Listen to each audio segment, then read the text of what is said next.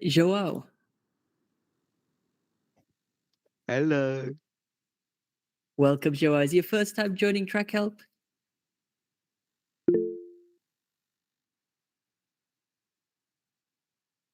Awesome. Have you got a mic or you're just going to type?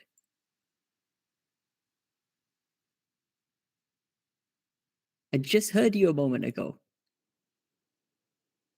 Oh, hello. All right, Joao. Where are you joining us from? I'm joining from the UK. Amazing. Are you one of Harry's friends? Pardon? Are you one of Harry's friends? Yeah. Amazing. Harry seems to be doing all the referrals these days, getting lots of people on the academy. That's awesome. Could you please analyze one of my junior Rotax onboards? Sure thing. So you saw the pinned comment in the academy page. There's a section called Track Help. You can share a YouTube link to your footage there, and I'll be able to review it hopefully in today's session.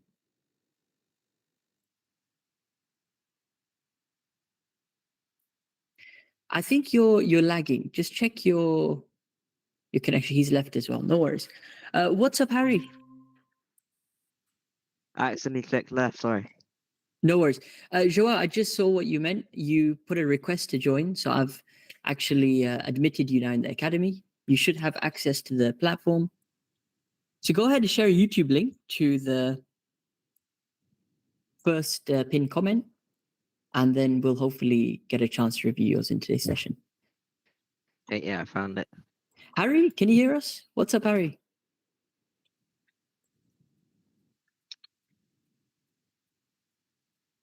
Does it look like Harry's there? What's up, Logan? Hello. How are you, Logan? Welcome. I'm good. How are you? Yeah, very well, thank you. Are you also one of Harry's friends? Unfortunately, yes. Unfortunately, yes. No, Harry's a great guy. I raced with him how many months ago? A couple of months now. Where was it? Team Sport Mitcham. We did a couple of rounds. Yeah, it's a close track. Man, Team Sport. Team Sport, I don't know. After it's got electric, I have some opinions about it, but we'll get to that. Logan, what's your local track? Where do you drive? I drive around sort of Surrey area, but Okay. So Sandown Park? yes, that's where I started. Wow. You know, I was in Sandown last year in July.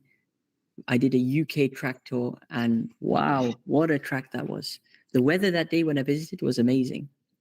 Nice. Do you know Henry Lopez? Yes, I do. Yassine Khan? Yep. Yep. I raced with those boys. They're some top guys. Did you do Super Champs with them or Club 100? I do Club 100. Yeah. Nice. And what are you participating in this year? Club 100? Yeah. I was doing the super lightweights in the juniors. How's that going? Good. Just so far, I'm fourth. Excellent. So is it your debut in Club 100 this year, or you've been before? Have you done Club 100 before? Yes, I did the cadets and I won. Well, we got a top driver over here. Hopefully, you can help us with some analysis as well. We're going to be reviewing a load of footage today. Guys, just to give the new drivers a quick overview of how Track Help works. Every week, we review the first 5 submissions. This week, we had Yusuf, we had Saif, then we had Harry, we had Hassan. Joao also just now posted some footage. How about yourself, Logan? Do you have some footage to review?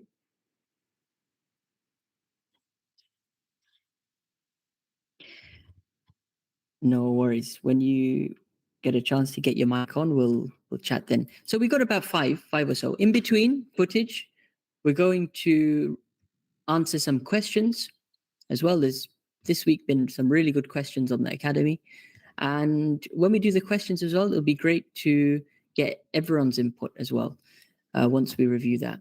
What I'm going to do is get started with checking on Safe, because Safe was saying he tried to join and he was unable to. So give it a moment, guys. Let's see. Where is Safe? Let me message him. You can join now.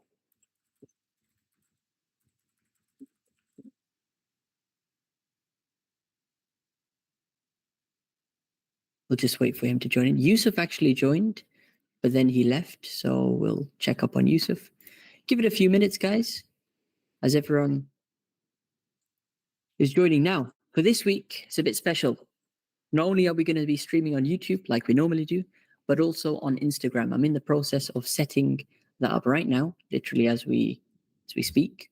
That's going to be a really fun way to get more people involved once we can get it all set up.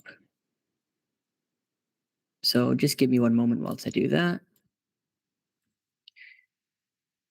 That looks good.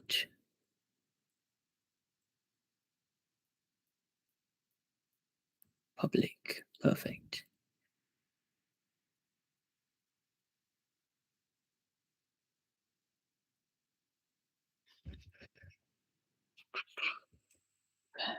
Give it a couple more minutes, guys. Let's mute this one. Let's enter. Okay. Present. Share screen. Meet. Share the audio.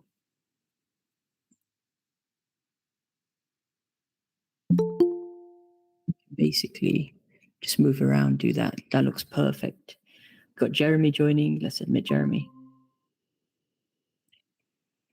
What's up, Jeremy? Good evening. Welcome back. Hope you can hear us. Hope you're well.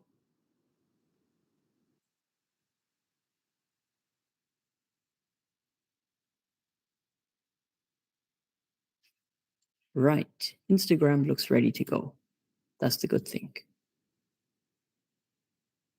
That's all set. That's all set.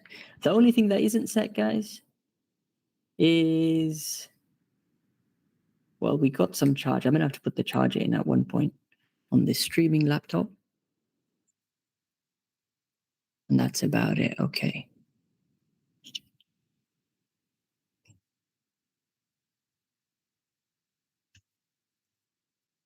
Right, we were hoping to get started with Yusuf. Looks like Yusuf joined and then he left. Looks like we are going to go directly to Harry first. And Harry, you there? Can you hear us? Hello. Oh, I can hear you now, Harry. If Jao wants, I think he said he has to leave soon, so he can Yeah? first if he wants. Joao can go first. That's awesome. Why not? If we put that, just give me one moment, Joao, as we are just.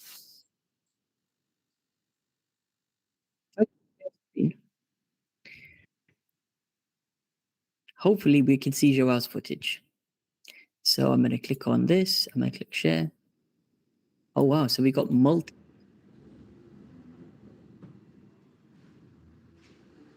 And this is at PFI. Give it a couple of moments. It's going to load up. Can you guys hear the audio on the share screen? Yeah, Let me know the if you can audio's hear it. nice. Audio's nice. Awesome. All right.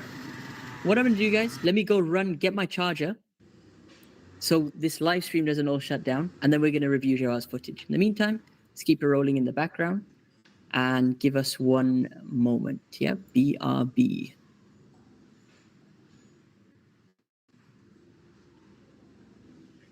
Was this your first time, Jao?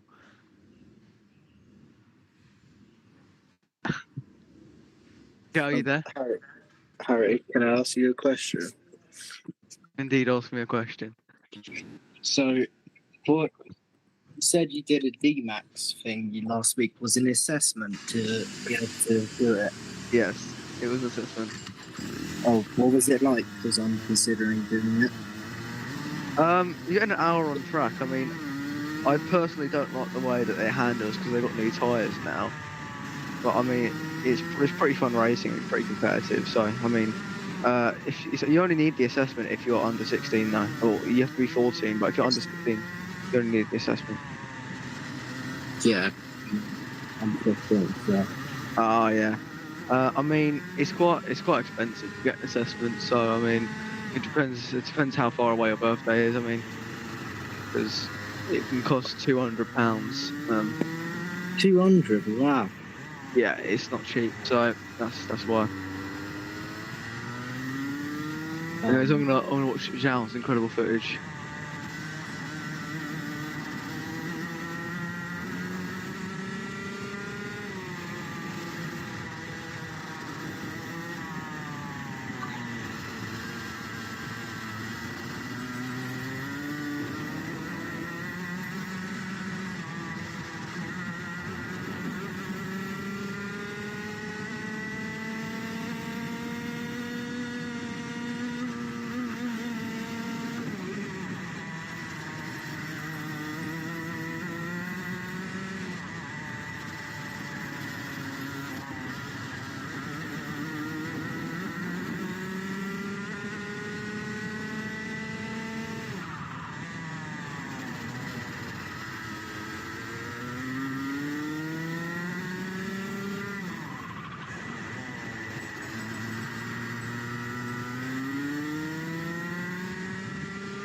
All right, guys, I am back just in time. Joao, how long have you been doing junior road tax for? Pardon? How long have you been doing junior road tax for? I've been doing karting for like 4 years now. 4 years. Yeah. Excellent. So, did you start in, I guess, mini or micro? No, I started in indoor, and then this is my first year in junior. Okay, excellent, excellent. How have you found the first year? It's been alright. So, what's the name of this championship that you're participating in UK? Trent Valley Kart Club. And how many different tracks do you guys go to? So this is just the kart club, so it just goes to Tier 5 every month. But then this is just like my training gear for next year, so I can hopefully do British or something like that. Ah, excellent, excellent. So basically, you're just training at the moment. Yeah. That's the footage we're seeing in the background. Yeah. How is PFI? It's an amazing track. Love it. Yeah, PFI is one of the best in the world, it has to be said, and very famous. Yeah. How long have you driven at PFI for? Like a year or two. Okay. It looks like a Praga chassis you got. So is that the Praga team in UK you're with? Yeah, I race for Prague in the UK. Excellent, excellent. How many drivers are on your team? There's like three. There's two junior road tax teammates, and then I have a senior express as well. Okay, yeah, that's a good variety. So, with road tax at Miami, have you tried Miami as well? No, never tried it. I want to try it though. It looks fun. How did you sort of get into owner karting? Did you do a test day first and then? Yeah, I just started messaging a bunch of teams to do test days, and then I just found Prague and just clicked them. Okay, so was that basically on Google or Instagram? How Yeah, I did just you message started them? researching a bunch of teams, and I just started calling them up, and then Yeah. yeah. See, that's awesome. A lot of people actually ask, how can I get into owner karting? How can I make that next step? And I guess the way is just put yourself out there. Did you search specifically for, Praga, or have you seen other teams? Yeah, I started specifically searching for other teams and like team names and stuff, and just tried to find contact info for them, and then started messaging them. So did you get through to like a manager or the owner? How did it work? Yeah, I started like emailing them, and then owners like just messaged me back and tried to organize test days and stuff. Excellent, excellent. So the footage we're seeing in the background is recent? Is that as of Yeah, a few weeks month ago ago, I or think. days ago? Yeah, And 1 or 2 months ago. more than 2 months ago. How was What? the how was the track conditions this day? Looks quite overcast, which is typical. Yeah, I mean it was quite dry. I mean the grip Yeah. was fine. The track was quite fast. So What tires do you run? Mojo D2s. Awesome. Have you tried Vegas? Nah. I guess that's a team preference. What do majority guys run there? Is it Mojos? Yeah, you have to run Mojos. You have to run Mojos. Okay, Yeah. excellent. And how was the engine on your kart? That's the next big thing. Is it a new kart you basically bought, or Yeah, is it this is brand new. brand new? How many hours did you manage? What do you mean? How many hours on the engine have you done so far? Not many. It's probably like maximum, probably like 5-ish hours on it. All right, Brand new, that's excellent. Yeah. Do you do any setup work or discuss that with your team in terms of the kart? The small things you can do on setup. I don't know how far you've gone into that. There's small tweaks here and there, like changing like the ride height and like axle, like Yeah. how much the axle width is on the rear and stuff, so you prevent oversteer and stuff. And then the gearing as well. The gearing is most important. If you have a bad gearing, then you're just going to get either overtaken or like have no acceleration. Yeah. How have you found adapting from? Did you start in rentals and then went into Yeah, owner cars? Awesome. So you did indoor karting. Yeah, I started in indoor. Which tracks did you drive? Pardon? Which indoor tracks did you drive? I used to do Team Sport Docklands, and then I moved up Docklands, to yeah. like outdoor rentals, and then started doing Club 100, and then moved up to owners. And in terms of a timeline, when was the first time you started rentals and then went into Club 100 and then owner carts? What years are we talking? I started in like 2020, like mid to late 2020. Did Okay. Docklands, did that for like 1 to 2 years, and then I moved up to like some outdoor track that I went to, a rental. I did that for like a year, and then I started doing Total Karting 0 for another year What's alongside Total Club Karting? 100. What's Total Karting? Total Karting is like this electric, it's like Club 100 but electric, and it uses like race chassis. Oh, It uses a wow. Birol Okay. race chassis with an electric battery, electric motor, Yeah. and then I did Club 100, and then alongside that, and then I stopped doing Total Karting and did just Club 100, and then moved up to owners. Owners now. That's excellent. Yeah. How about the physicality? Comparing it from rentals, let's say. What's the difference? It's quite physical on your like torso and neck, Yeah. especially. And a on your lot neck as well, quicker. yeah? Yeah. Honestly, you'll find, those are the two main parts. And just by doing more and more laps, that's just one of the best ways to get fit. Yeah, you could do a lot of things in the gym, part of your fitness routine. I mean, have you got a fitness routine you're following? No, just more seat time than anything else. More seat time, yeah, you can't beat that. What about diet? Do you have to watch your diet these days? Yeah, To a not certain much weight? junk food. Gotta, eat your veggies. What's the ideal weight the team's telling you to be at?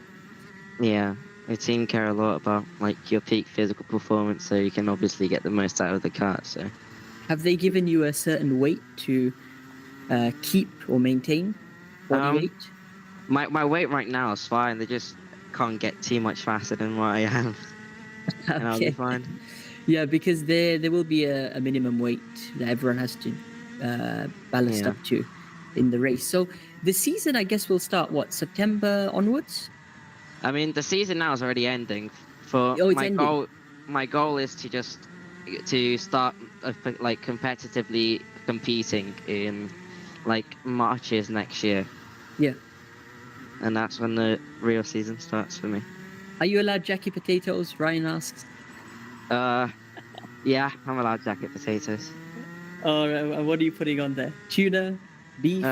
Beans, baked beans. There you go, Ryan. You can still cut and have jacket potatoes. So let's focus more on this session in the background because, it's a string of laps. Is this the beginning of the, I guess, track day or the end? These are some of your fastest laps. This Talk is us through. session 4. This was right before it started downpouring with rain. So Okay, so the track would get slightly cooler at this stage, I guess, before the Yeah. rain comes. What timings do you hit in junior road tax? The fastest guy here was doing a 57.7, so I was Wow. about like 5 tenths off. 57.7. Okay, but that's obviously fresh tires, good driver, of course, maybe a good Yeah. setup, things like that. And how have you seen your lap times progress? What did you start at, and what are you hitting these days? I started like doing 59s in like 1 minute, and then this is that was my first session I ever did. I was doing like 1 minute 59 lap times, and then I just gained pace. I don't know. This was my second to third session ever, and then I started doing quickish lap times. So Yeah. I mean, just by your driving style, I can see, number one, you're not afraid to push. That's yeah. very important in these karts. And also, you're very smooth with your steering. You got a nice angle here with your GoPro. What kind of steering technique are you using? Zero steer. Just trying to Zero not move. steer, yeah? Yeah, trying not to move the steering wheel. Why do you use zero steer? What's the difference? I use zero steer because it reduces friction, and it just allows you to carry more speed without scrubbing the front. Yeah, and it's actually ideal for high speed corners. And I mean, if we just scroll back to the classic hairpins over here, hard on the brakes. Let's run it in slow motion. Actually, this is a really nice shot we got. Hard on the brakes. Watch your steering wheel over here. A little bit of input. It's a very tight corner, and the mid corner you get to correct. Keep it back to the middle, keeping it nice and flat. Yeah. Using all of the curb. How have you found the braking for the second hairpin? Because there's really no reference here. Or is there? If you can see, there's a little bit up here. There's like black tarmac on the white line, and that's my braking reference. Right here, yeah? Yeah. Is this consistent? Like that'll always be faded? Yeah, that'll always be there. Unless they repaint it, then it'll always be there. So it's not really, well, it's a bit on feeling, but then of course you got this to assist you, yeah? Yeah. And then I can see you on the brakes. Let's see, carrying them almost to the apex of the corner, back on the gas. How is your braking technique in owner karts compared to rentals? It's a lot more. You use more brakes in owners. You just Mhm. try to use the brakes in turning the car instead of the steering wheel. But in rentals, you just have to jack it in Yeah, and hope it turns. So be a bit more aggressive. yeah. What is your favorite part of PFI? Probably the bridge. The bridge. We're going to come to Yeah. that. This last sector is, wow, it's so high speed. I didn't realize in Made a junior road mistake tax, there. it's crazy. So I drove this last year in July, I think. Yeah, end of July it was, and it was with ProKart UK. So ProKarts, they're obviously open wheel chassis, but the engine is still double 4-stroke engine, one on either side. For example, through this section, we're carrying nowhere near enough speed. You literally have to brake actually for this right-hander. Yeah. Slight tap of the brakes. And yeah, it really tightens up. What about this last corner? Because I found this was quite awkward when I drove it. Just didn't really get the hang of the line. How you're entering it wide? What are you sort of aiming for? You're just trying to aim that first apex there. You want to try double apex it, and then Okay. just really, really soft braking. Don't go too hard on the brake, and just trail the brake and like that 25-ish%. And then when you get to this apex here, you just want to go on the throttle and go right until the bridge again. Awesome. So double apex there. Flick it to the left. Again, you can really see you're pushing with your outside hand over here, getting that rotation. What about the exit curb here? Can you? This Yeah, looks you'll like have to just use all of it. yeah, and your kart reacts fine. Yeah, No issues. because it's a lot faster than in rentals. In Club 100, if you touched it, you just wouldn't be able to turn. But Right. in owners, you can just use it and it'll be fine. So we're at your favorite part of the track. Let's watch this in full. Flat out. Wow. Holy moly. And then brake. Look at that. Must take some confidence, huh, to do that? Yeah. When I first got into it, I couldn't take it flat. That is insane. What's the secret to take it flat? Balls. There you go. Joel, spot on. It is all about how brave you're going to be. Did it go wrong a few times? I mean, how did you approach it to eventually go flat? You just have to force yourself to do it. Yeah, you just have that to way? force it, and then once you do it once, then you realize, oh, this is fine, and you just keep doing it. Is there anything you're specifically doing in terms of turning points or even body position? Are you leaning in these corners by any chance? No, What are you doing? I'm just staying in a neutral position, just trying to not move the wheel as much as possible, because obviously this is just flat. So you just Yeah. want to carry as much speed as physically possible through it. Yeah. We'll do an ultra slow motion, keeping your body neutral position, foot pin to the floor, bit of rotation. How much of the curb can you take here? Should you take it or just? No, if you take it, it's going to unsettle the car, and it'll Yeah. you'll only want to take it in the wet. It looks quite dodgy Yeah. to take in the dry. Then flick it back to the left over here. Do you take this curb or just off it again? No, just keep away from the curbs. Awesome. You see how it's slightly banked? Mm-hmm. How does that affect the cart? Do you feel that there's a bit of movement when you go through this section? Yeah, you definitely feel it, but it's nothing too major. And then under the bridge, where's the braking point? Is it on feeling here or any reference? I brake just right after the curb. As soon as Okay. yeah. And you're actually riding this curb over here. Look at Yeah. that. Wow, that's really aggressive there.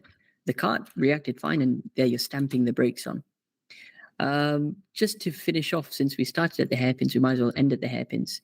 This corner is always, yeah, it's interesting. What line do you take for the fast left? It goes uphill. I'm just trying to open as much as possible, and then just go on the throttle right before the apex, so you can just carry and be able to go as much speed through the uphill as possible. So you take a relatively early apex in terms of this part. So you go close here, and then you try and go back out wide, yeah? Yeah. You can see the faded black line in the middle of the track. Head out wide. Any brakes for this fast left? A little bit. Just a little small tap of the brakes, and then just carry the speed through. And is that more on feeling? Yeah. braking I point? mean, I brake right before the apex. Right before I turn in, and then just Yeah. go back on the throttle. Because you'll see that the curb starts here. You don't really have to use the curb, right? Over here? No, you Stretch didn't the really curb. carry enough speed to be able to use it. Through that. Inside curb. This is really Yeah. big one. Touch it, ride it. What do you do? You only want to ride big curves when you're in the wet, but just stay Okay. off the curbs and just manage try to carry as much speed. Seems like the general rule here. Final corner of this lap that we're reviewing. Flicking to the left. It looks like that was absolutely flat, right? No, it had to lift. A bit of a lift. Let's just see where you lift. Yep. About here you lift. Yep. Just on entry. And then go back on throttle. Go back on throttle. That's awesome. How have you found old tires versus new tires on this track? What are the differences? Massive difference on grip. When you're on Yeah. old tires, you just slide around so much more than if you're on new ones. Because Yeah. there's so much more grip on Mojos especially. Like there's like a very good period of like the first like 3 laps on new tires. It's like the peak. If you do qualifying, you always want to do your best lap in those 3 laps, because there's so much more grip compared to the rest of the tire life. Just give me 1 second. It looks like we've got some audio issues. Guys, let us know if you can hear the host as well at the moment. Well, how often do you change tires? Every race weekend we have a new set for quali, and then So how long is one session that you do? Like this is an on-track session, 15 minutes? this right here was only 8 minutes. So in my championship we have 4 8-minutes, and then we have a 1 5-minute practice, Okay. and then we have a 5-minute quali, which is a 3-lap average. So you got to be you need to be consistently fast in those 3 laps so you can get a good quali position. And then you have your 2 heats, Uh-huh. and then the results from the 2 heats decide if you're going to be in the rapid charge, which is like the B final, or the main Okay. final, and then also the position. Wow. So how many of these I guess, rounds have you done? I've done just one so far. I'm doing my next one this month Okay. because how I did broke my yeah. wrist, so my wrist is broken, so I can't actually Okay. drive. What happened there? Just playing sports and then just fell. Oh, no. So is your wrist okay? Have you been karting lately? Nah, it's still broken. Oh, what's the recovery timeline looking like? Week. It should be taking this off in like 3 weeks. Excellent. I'm sure you can't wait to get out on track again. Yeah, it's been How? too long. Yeah. How's the recovery been? Are you doing some, I don't know, physiotherapy for it? Are you easing yourself back in? Just resting, not trying to Yeah. overuse the wrist. I'm just Yeah. trying to so it can heal properly. Of course. Oh, that's the most important thing. Sometimes you leave it alone, it'll mend by itself. Are there any things you're sort of struggling with before we round off? During the races, it was quite warm on the race day, and Mm. it's just getting the tire pressures right because like I was good in like the first bit, and then Yeah. as soon as like it came to like the middle and like the end of the race, it just sliding ever. I just felt like I had no grip. That because there's too much pressure you felt? Yeah, it's too much pressure, and then just felt like driving on ice, and then just Yeah. lost a few positions because of it. And you're spot on about the tire pressure. How much PSI are you currently running, or that day were you running? I think we run like 13 or 14 PSI. 13 or 14, wow. So I run Vegas, and we actually, I mean, we race in the Middle East, very hot climate. We start at 10 or 11. So that could be something you want to try experimenting. What we found is the lower you start, naturally you'll gain 2, maybe 3 PSI with more and more laps. But yeah, when I started, I used to put 13, 14. And one of my teammates said, no, I'm putting 10. And look at how much it'll change. So his started at 10, end the session by 13. I used to start at about 13 and end at 16, 17. So it literally, he's sliding all over the place. And you think, oh, is that my driving style? Or like, am I driving wrong? But fiddling around with it beforehand is always the best way. And experimenting is the way to go. So use your open practice sessions to do that. Just speak to the mechanic, or do you have a head mechanic at your team? Yeah, we just have a mechanic, and then that mechanic also is used as like the driver coach. Excellent. Discuss with him. Say, let's experiment on the day. Let's lower it. You'll only gain data from that, and experiment with noting down what the track conditions were. So was it at the beginning of the track day? Was it at the end? Depends on how much rubber was laid down. How was the actual weather also? Was it cloudy? Was it quite clear skies? Note down the temperature as well. And if you have a log of that, every time you practice and then you put different tire pressures, you have a nice analysis sheet to refer back to. Yeah, thank you. It's been a pleasure, Joao. And thank you so much for sharing your footage. As I mentioned, you can stick on the live stream and continue. If you need to go, then that's not an issue as well. Okay. Yeah, thank you very much. It's been a pleasure, Joao. Right. We're experimenting 2 live streams at a time. And that's always difficult the first time. It looks like we got loads of comments on YouTube we need to go through. So let's take a quick break whilst we got some footage in the background. We got Alex. I wish I could join the academy, but I'm 12. Nope, you are free to join. The academy is open for anybody who wants help in karting, or even an experienced driver just who wants to join the community and give their advice and feedback. You see, the point of it, the academy, is we have drivers from all over the world joining, and you can ask questions about your track or general questions about karting, and myself or some other drivers who are more experienced will help you out. And it's free to join. So, it's a win. It's a no-brainer. We got Eagle, is it? Thank you so much for helping me getting better. That's always a pleasure. That's the aim of the channel. Glad you're benefiting. We got Contrail. Contrail is going to join in a bit. I believe it's Muhammad Khan we got. What's up, Muhammad? Welcome. Hello, long time. Welcome back. Welcome back. How was your vacation? Really good. Drove in Europe for the first time. Wow. Where did you drive? Netherlands in the Circuit de Lenzard in the south of the Netherlands.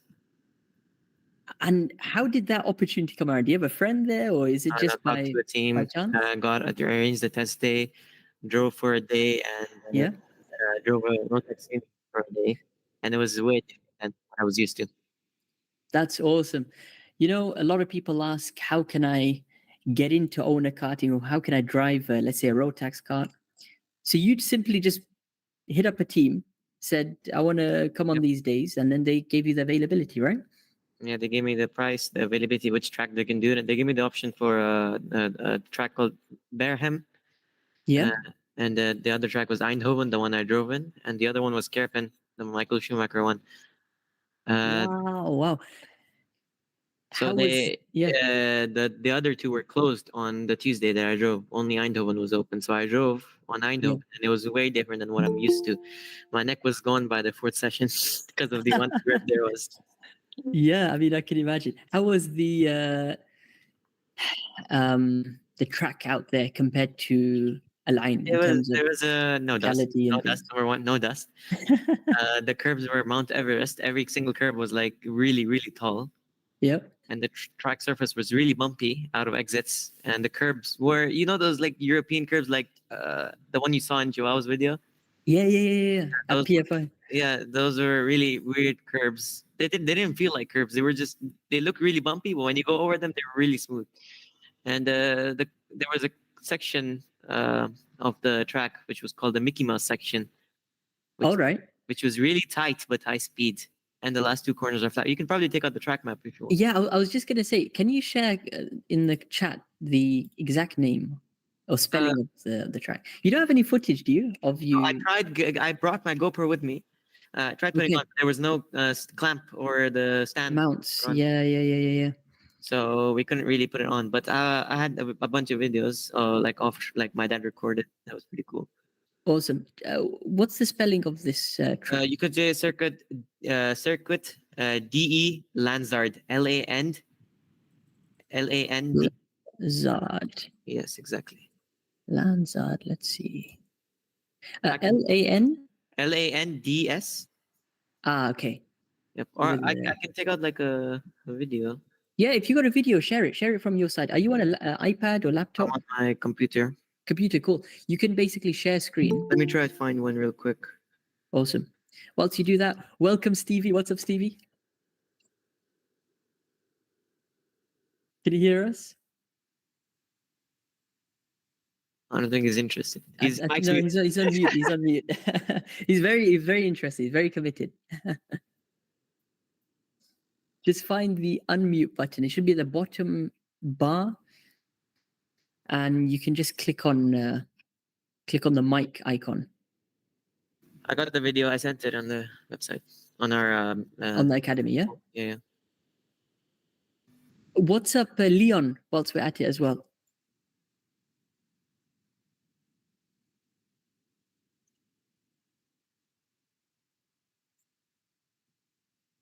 You got some really nice footage.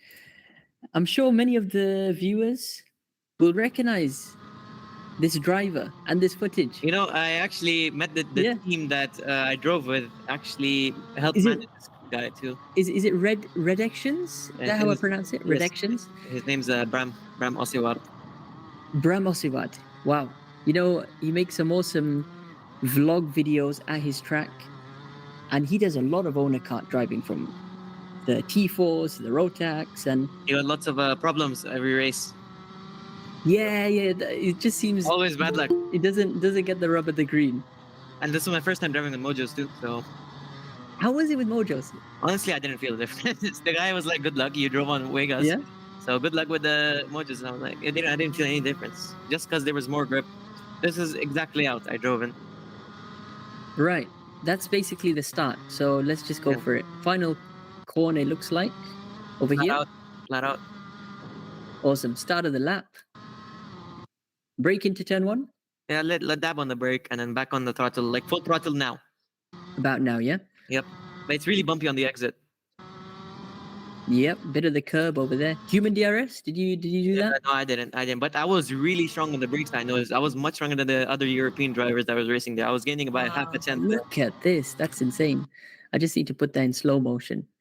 You'll actually hear his tires scrubbing with the sound on, but you're carrying maybe 100 by now, or just under? 5, I think 405. Because I was running a pretty low sprocket. Yeah. So it was more acceleration. And you can see for the other viewers as well, he's hitting the brakes hard, and look at how he's actually neutral. I actually went on the grass on the entry because I was using the track too much. Oh, really? Okay, but it looks very tight. Yeah, this exit is the worst one. It's really bumpy, and you really hit your lower back on the seat really hard. Okay. This looks like a hairpin again. Yes, it's a good overtaking spot. I overtook someone here. Nice.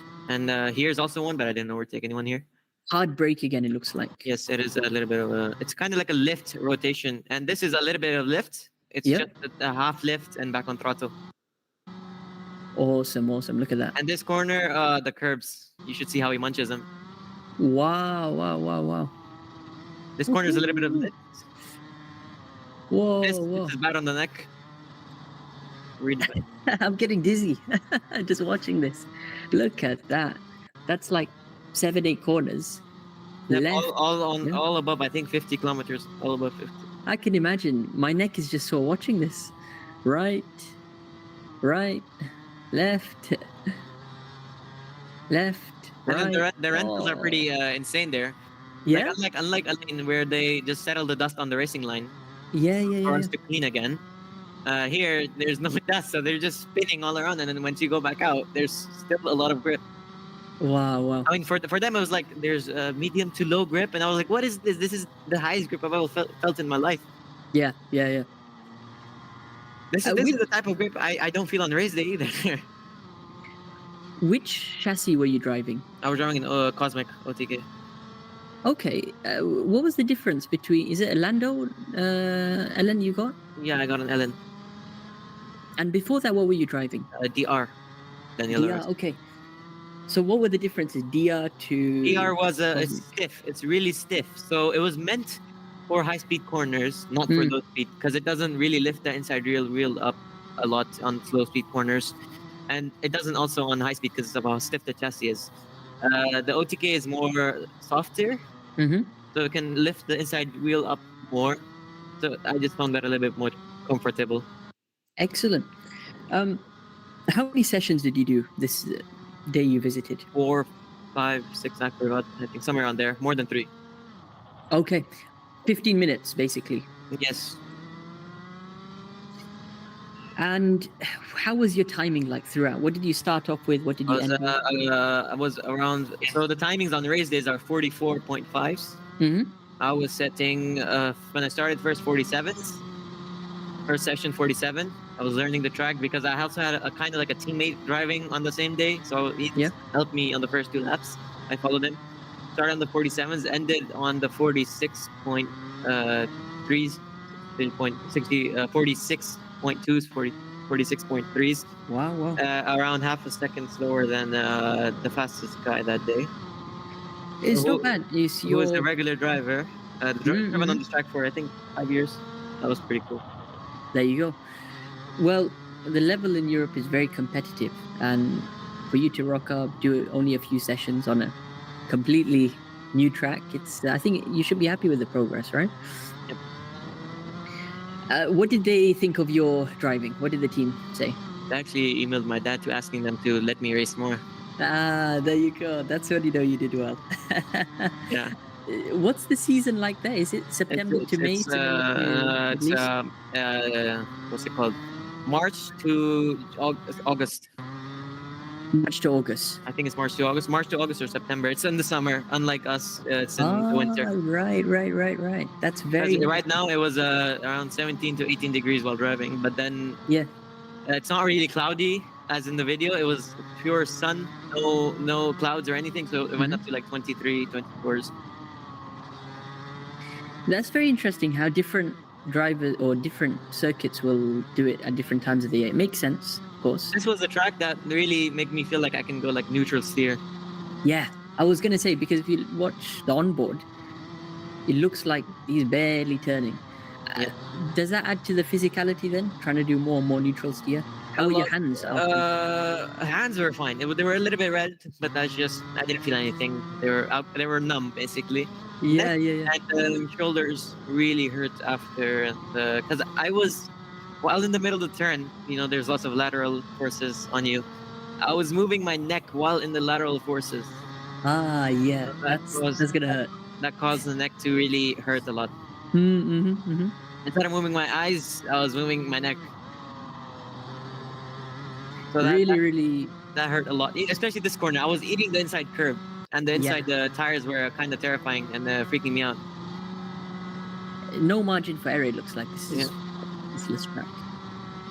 How many drivers were practicing with you? There was also a Tillotson driving that day, which was a really grumpy rental noise. Yeah. I was gonna say, you're probably passing somebody every lap then. There was I think one Tillotson driving that day. Oh, okay. And there was a couple of road taxes and an IAMI. Yeah. Or an S125, I forgot which one. But she was pretty rapid. Yeah. And there was also what else was there?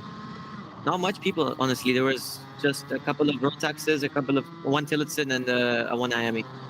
Excellent. And a couple of new drivers which were just like doing it for fun, like rented out a road tax. Yeah. Those options are available, right? Yeah. That's really good. Mm-hmm. Thank you so much for sharing, Mohammed. It's always nice to check out some of this footage. Was there anything else you wanted to go over? No, just that's it. I was just telling you how it went. I was actually in the Qatar for the connecting flight back to UAE. I messaged you. I said, "How long is that stopover? You got to do some." No, next time, inshallah, we're near. Yeah. So hit me up. Especially in your background, one day we'll be there standing. That's it. It's there to motivate you. The background you see every time. You're welcome to stay on the live stream. No problem. Thank you. We're gonna move on to the next driver, guys. We're having a problem where on Instagram, the audio of the footage is not displaying. So on YouTube, it's working fine, and yeah, it's not ideal. Let's just go to the YouTube chat real quick. We got LB karting. I've got my own kart. It's a bit old, a bit run down. I've had 2 failures, one being the engine mount and one being the sprocket.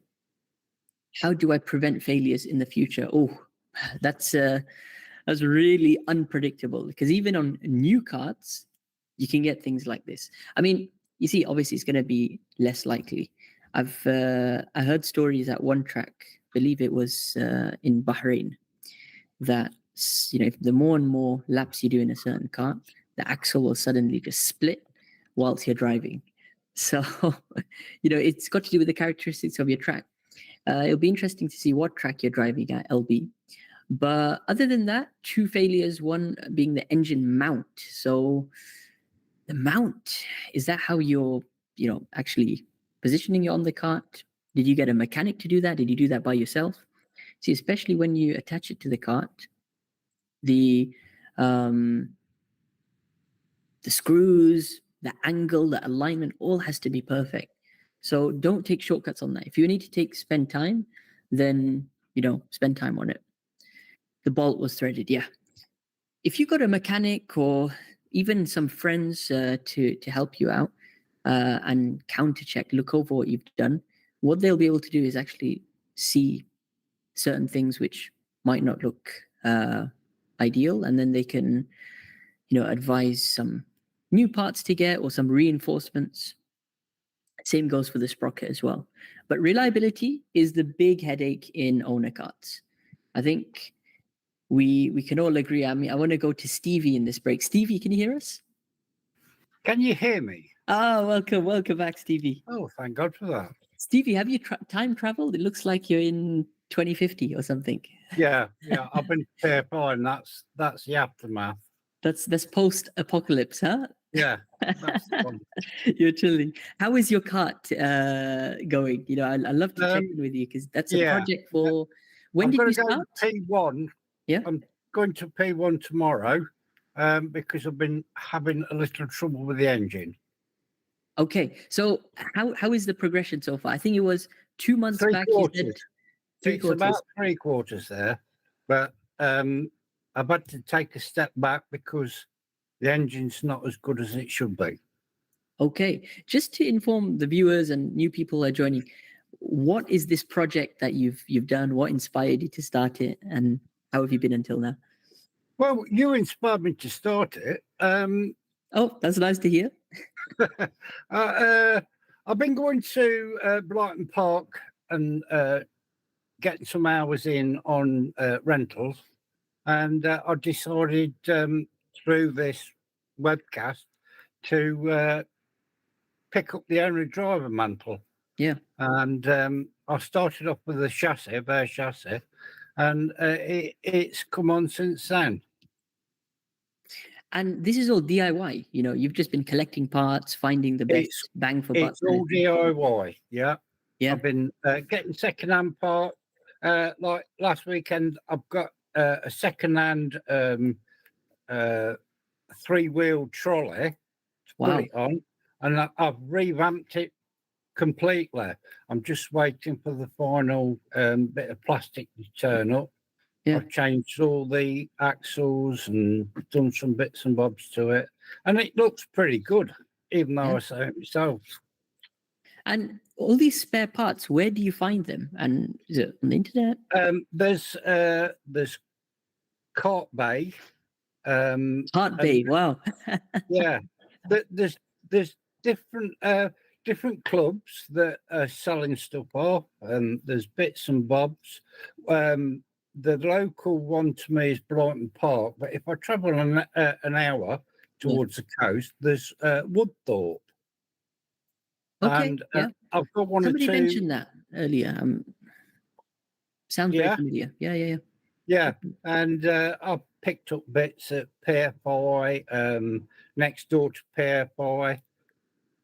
Anything that's going cheap, really, that I can revamp with my own hands. Yeah. Then I build it up, and as you were saying earlier, the guys at P1 are checking all the work that I do to make sure it's spot on, which is what you said earlier on. Yeah. Somebody who's more experienced just to overlook. Exactly. The precaution and zero experience. Yeah, I was gonna say.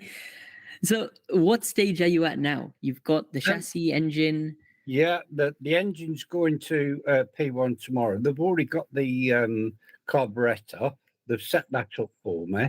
At the minute in the UK, they've got Kart Masters underway. Yeah. So that sort of held the job up a bit. But they've looked at the carburetor, and now, of course, the engine's going to have to go, and they're going to have a look at that.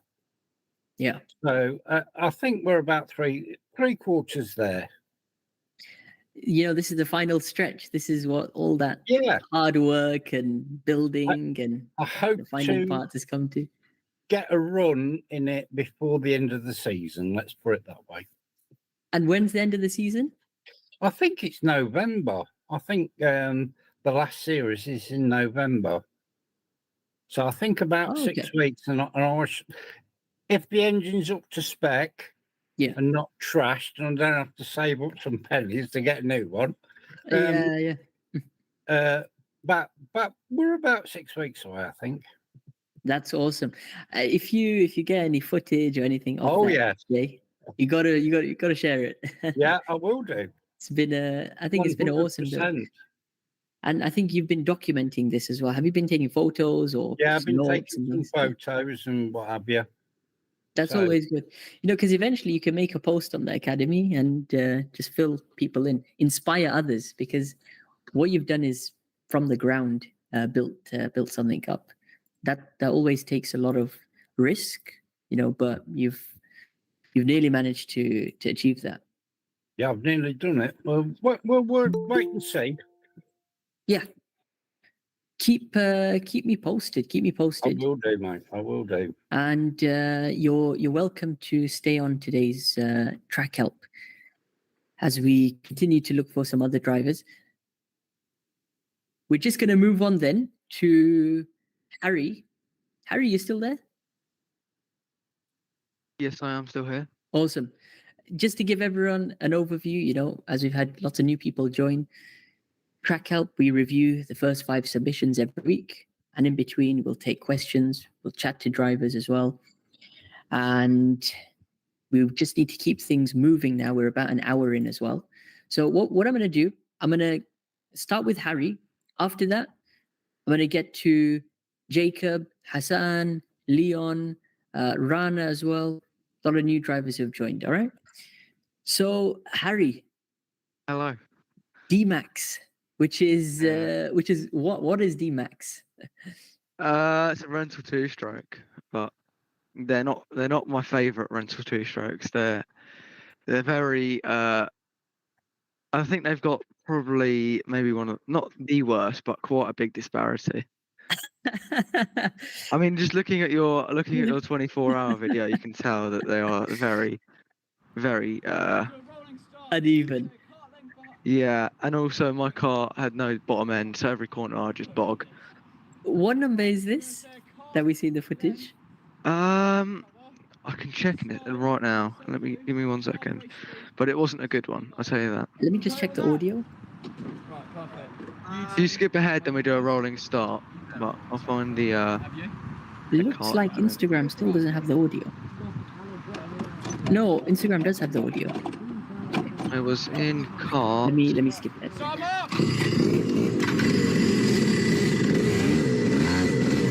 Too loud?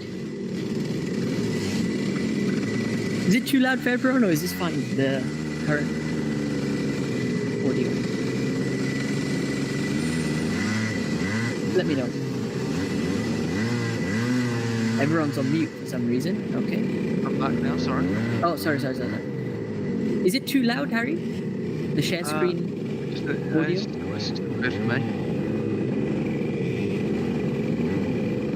So here you have to leave the carts with instead of doing car 100 where you barge each other. There's no space. So it's a lot more different having to judge kind of what's going on. Yeah.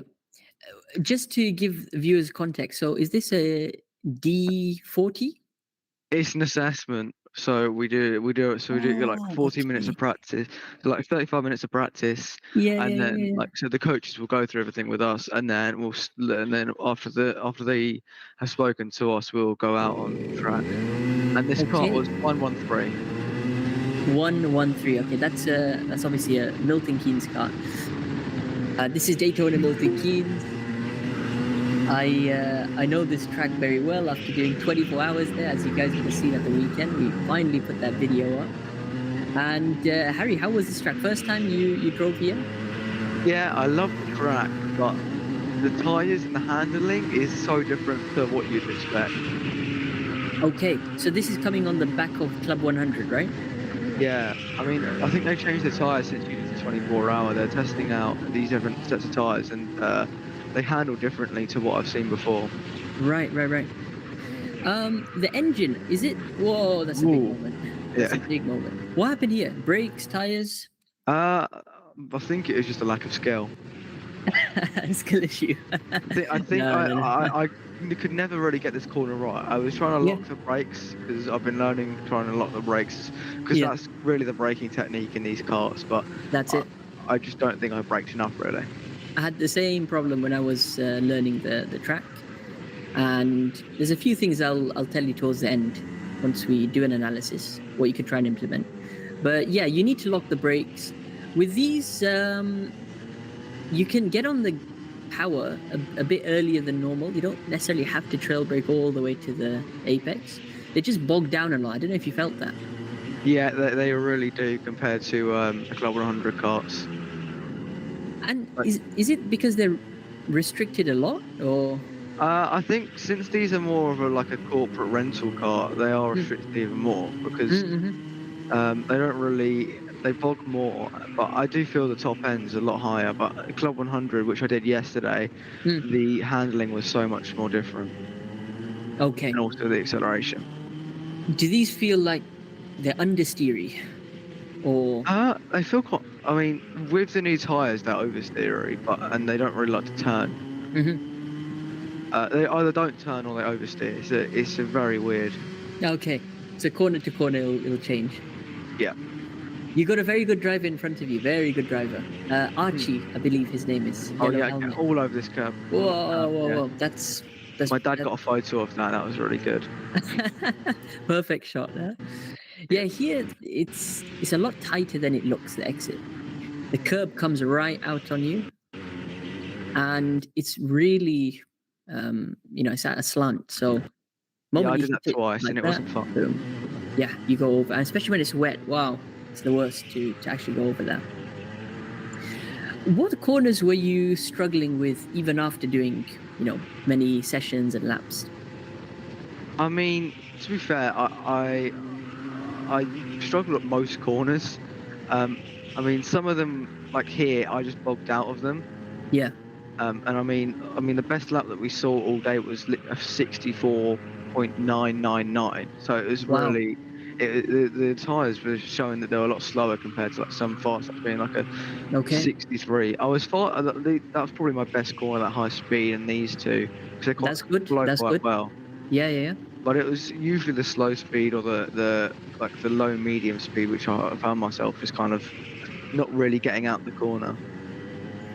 And in terms of those two corners you mentioned being your favorite, that's actually amazing, because these require a lot of confidence, especially going downhill. This fast right-hander. What I like is you're going for quite an early turning over here. Getting on the limit of grip, you do go a bit sideways sometimes. Going for a latish apex. The second hairpin, it's a bit easier. It's slower speed as well, a bit more braking. Yep, getting up to the curb over here. And what you can do, especially when this tire barrier is pushed out a little, you can really use the exit, maximize the track limits, where you'd be putting half of the kart over this. I mean, especially in the 24 hours, that's what we discovered. It gives you a boost actually going downhill to turn 8, I believe this is, where the train tracks are. If people who haven't been to this track, you'll see a live train running. It'll go directly across.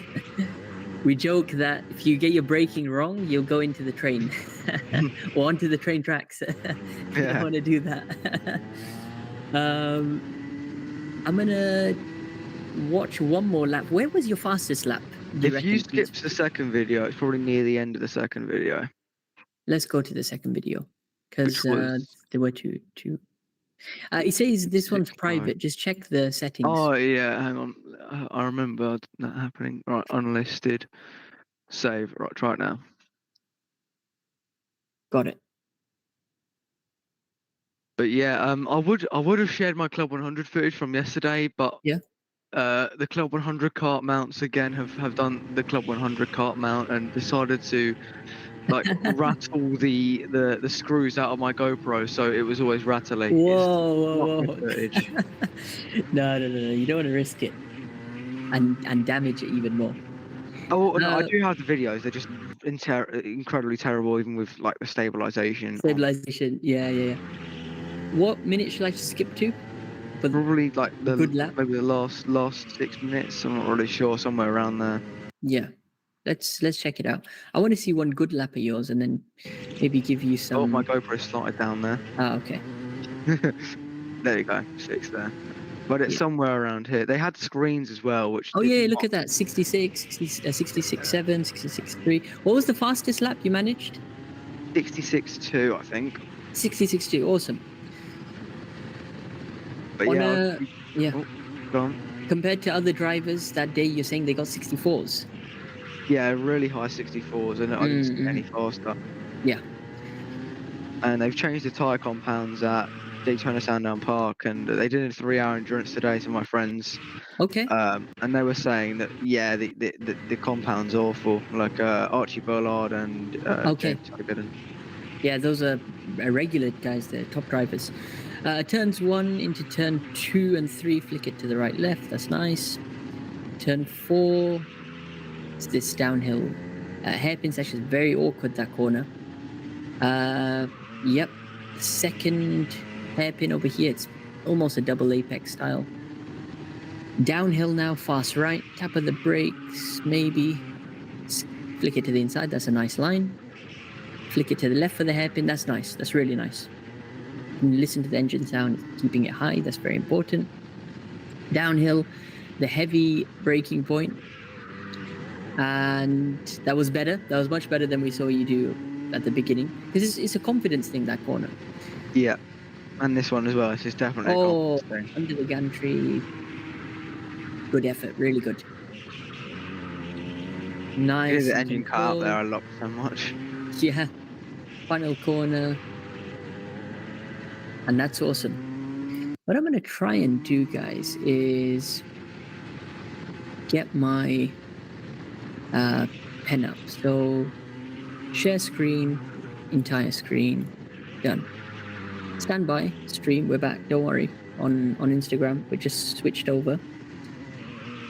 And let's pause at the beginning of the lap. Let's stop this sharing as well. Oh, did I stop the sharing altogether? Bear with me. Stop that sharing. Cool. That's on, that's fine. And then skip to about 6 minutes. Yep, beginning of this lap will do. I'm gonna need to share it for you guys now. Hide. Entire screen. Share. Right, hopefully everyone can see my screen. Yep. That's important. Cool. Epic pen. Need to change this. Now, hope, if I draw something, yes, that's what I'm talking about. Comes up. Basically, Harry, I'm going to give you a rundown on the the whole lap. So, a bit of a backstory in preparation for the 24-hour race, which I did back in May. Visited the UK a couple of times before that and did some practice sessions with the team. Now, the Team 68, very, very nicely arranged to do the same practice sessions with me those days and give me as much coaching as possible. So, you know, all of the top guys who are there and then even in our team, they're giving me these pointers. So why not give you those pointers as well, from what I can remember? I mean, it was repeated to me like 50 times, yeah? So eventually... your brain. I can say I memorized the theory, but then putting into practice, that's what... I mean, we did enough of that in 24 hours. We'd have enough seat time. Turn 1, very straightforward, minimal steering input. Actually, you know, it depends on the grip. Sometimes you can just about flick it like you did and get relatively close to this inside curb. A couple of times, actually, we were just kissing the inside part, but no need to go too close. Coming up to the most important braking point over here. And it's sketchy. I mean, how were you braking here? Any references or something? Like near like the start of those tires on the right, kind of the middle of it, because that's probably the bit that's not going to move. So I just thought that's probably the best bit. That is. A couple of things you can note is this rumble strip. So there's a curb and then the rumble strip. What happens here is, I need to slow this down. It's too fast. Back. There we go. So there's a portion where the rumble strip ends and then there's a solid bit of tarmac and then the rumble strip starts, the second part. I was told that this is the time to start preparing to brake. And if you see this gantry up top, if it were this braking point. Yeah, just about here you can brake. Just after you pass. Remember, that's after doing lots of laps. And I believe in total, the amount of practice sessions I did about 6 or 7 practice sessions. 8 in fact. So that's the feedback I was getting then. Remember, if you're just learning the track, you stage your braking over here. You shouldn't go so late. But anyway, it's not that late. It's just under the gantry. It's more on a feeling, if you're going to use the gantry as a reference. Hard brake, get rotation. Into here. Yeah, look at this. It's really good on slow-mo, you can see. really good neutral steer, and you're using a lot of the curb. That's the most important part. When you can use this curb on the inside, some people were even pushing the black barrier bit, going completely 4 wheels over. The idea is we want to make the run to the next corner as straight as possible and the shortest path. So eat all of this curb, and midway through, you can see you end up in the middle of the track, enough to sort of flick the kart to the right. This is really nice. This curb, it really depends on the conditions of that day. You don't really want to ride it too much. I've seen some drivers ride it, but staying whereabouts you are on the initial part of the curb, that's acceptable. Did you experiment going a bit more on here? I thought there wasn't really a big point of going on that curb, just going to upset the car. Yeah, it's really driver preference. I think how you did it here was awesome. And then the exit. So a couple of opinions on this. Some people go all the way and then they'll come back to the outside so they can maximize the exit. Some people will stay towards the middle actually and try and reduce the meters on exit to prepare for the upcoming left-hand hairpin. What did you find was best? I mean, I didn't really go that wide that many times, but I just found it's kind of like there's no big point. Yeah, keep it within the track. That's not bad. Coming up to our next braking point now. Where were you braking here? It wasn't really like a way to decide it. It was just kind of like memorizing somewhere. Yeah. Of where to go, because there isn't that many braking points here. There's not really anything to reference. Yeah. And it's not really that much of a heavy braking zone. It's usually just like a little tap. Yeah. So it wasn't. So in this corner, you can't really tell by the footage, but there's a severe elevation change. It dips a lot. I don't know if you felt that. It was so Do you remember? I don't remember really. You don't remember. The more and more laps much. you do, this is a key corner where it goes flat and then suddenly there's a big dip. And the dip is really awkward because it comes literally at this turning point. So as you turn, you will feel the kart unsettle. What happens here actually on this lap? I think you're braking, you're carrying lots of speed, you're braking, and it is that dip that manipulates the kart to understeer. Look, you turn in, actually get a step of oversteer. So you're oversteering over here, and it's pulling you away from the inside curb. Really? You want to be close? If not, up to the black barrier. What that requires is an early turn-in. Early brake, early turn-in, you could say. 2 ways to do this. Some people like to go early, to turn in early, and do their braking early, which should be about now. That will help you achieve a mini slide and then feed the power to cut right across to the black barrier. Some people go a bit later. So they'll delay the braking over here. Another thing to note is actually how wide your entry is. Try and go as close to that rumble as possible. Maximize the corner entry. Yep. So even if you're putting the outside wheel into it, some drivers were doing that. Other drivers, what they would do, they'd go deep into the corner, go for a sharp late turn in, and ride that dip.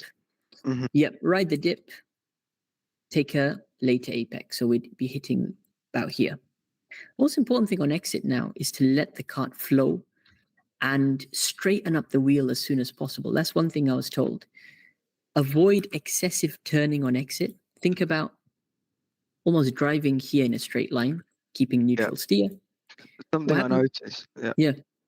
Something I noticed is that whenever you're turning in these karts, they just don't accelerate. That is one of the characteristics. It's also, when you lay the power down and how the power delivery will be in that corner, and it's different things. Getting right up to the curb here, keeping your wheel as straight as possible. I think this is as close as you could have done it. Now, the key over here on exit is not to turn too soon to go to the left. What you want to do is follow the rumble strip actually, and then turn at the last minute to the left. Seems counterintuitive, or it might not seem right by looking on board. If you're trying in real life, just by staying straight, so you see how you're weaving to the left early, if you actually stay straight longer and about the last moment about here, now we start turning to the left, gives you a shorter path. It's crazy. I didn't believe it first, but then when I actually did the sessions on track, I was like, well, that's a game changer. And actually during practice, when I took the tighter line on exit and the guy who just weaved in slightly to the left, I was able to get the inside line on him for the next corner. It helps a lot.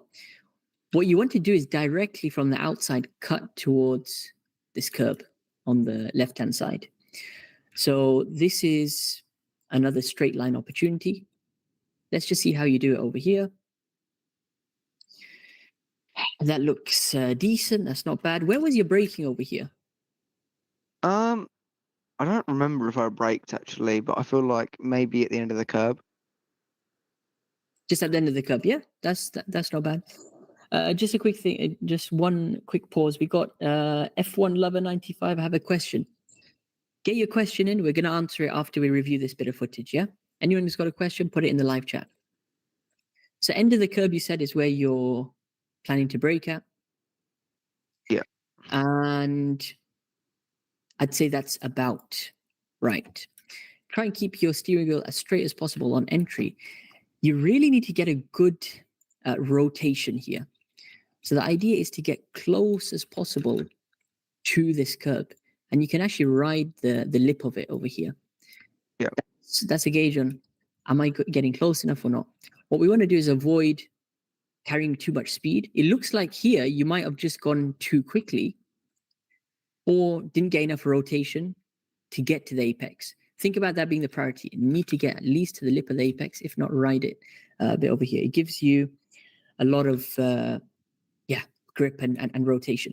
And now you want to take the shorter distance to the next corner. So you see how on this lap, you're heading out slightly wide, and then you'll rejoin. Take the shorter line, so hug the curb and end up there. Distance doesn't matter. Yep. Coming to the outside curb, the rumble over here looks good. Coming right up to the track limits. This corner, you said you were doing well. You had confidence in, right? Yeah. Look at that. The car usually did what you wanted it to, unless you went in too fast. Beautiful. Couple of things to note. There's a tarmac change, or there's a line on the track over here. And just watch. Boom. Yeah, it's the frames on point. One more time. Let me try and pause it. So we have the first line on the track over here, and then boom. Yeah, we can just about make it out, right? This line. Yeah. So I was told, try and turn at this point. When you have lots of grip, when there's a lot of rubber laid down on the track, some guys are taking this flat out, right? Were you taking it flat, this corner? As the day progressed, it went from quite a bit of braking to like a lift, and I never really got it flat because that was too scary. Yeah, I mean, this was back in April, May, they were saying go flat. Like there wasn't much grip, though. It was much colder. So I don't know how people take it flat. I mean, same. I ended up with lifting. What I found is the moment I go flat, I start oversteering too much. I've gone beyond the limit of grip, and then I won't make it to the inside apex. So a lift over here, a sharp turn as you've done at that line is very important. The moment you go too deep, so let's say you pass the line, you start turning in about here, the moment this white line starts, that's too late. So you've pretty much hit it on the marks on this lap. What that allows you to do is skip the early apex, which you want to do, and get closer towards a mid, if not a late apex. And all this time, you're laying the power down. This looks decent, absolutely fine. Coming slightly wider on exit. Did you experience the outside tire in the first few warm-up laps where you just almost...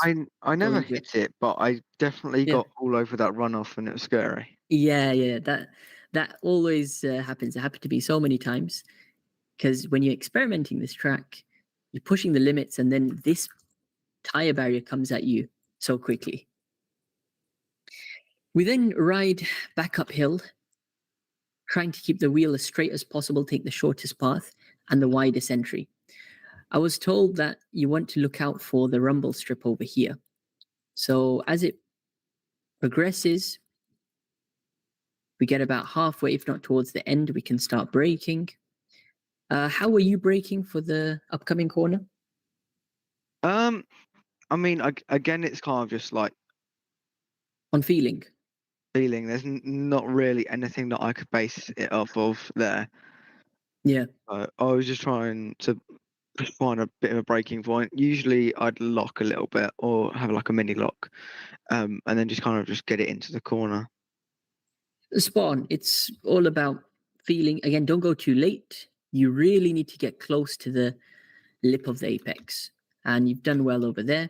Sometimes experiment going slightly on that bottom part, and then on exit, open up the wheel as soon as possible, just like you did there. Use this outside bit. Look at that. You've actually ridden that curb. That's awesome. Or that runoff. And that'll give you a nice boost. Keep the wheel as straight as possible. Now the downhill section. This is the tricky part because it's almost a chicane. It goes left, right, and then left, but it's not as extreme.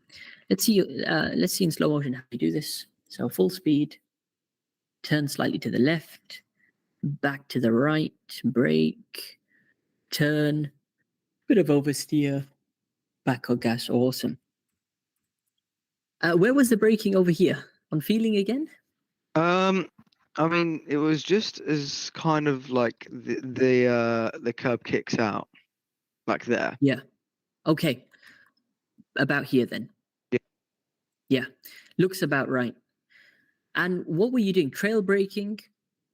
Again, just locking. Locking, yeah, like this. As soon as like the rear end kicks out, yeah, I'd go back, probably come off the throttle or not off the brake, and then come back onto the throttle quite early. Because I've just been previously testing with locking. That was just something that I've been testing because it's quite a big like braking style in this. Yeah. Funny story. I just remembered about this section because we were chatting about the lines. One of the drivers said he saw somebody actually launch this curb. Like he was very aggressive, deliberately. Yeah. So he jumps to the next section, and then he's literally airborne partially. And then as he comes onto the right-hand side, he'll hug this part over here. So he's going to hug the outside curb. And then he'll go for a very sharp late turn in.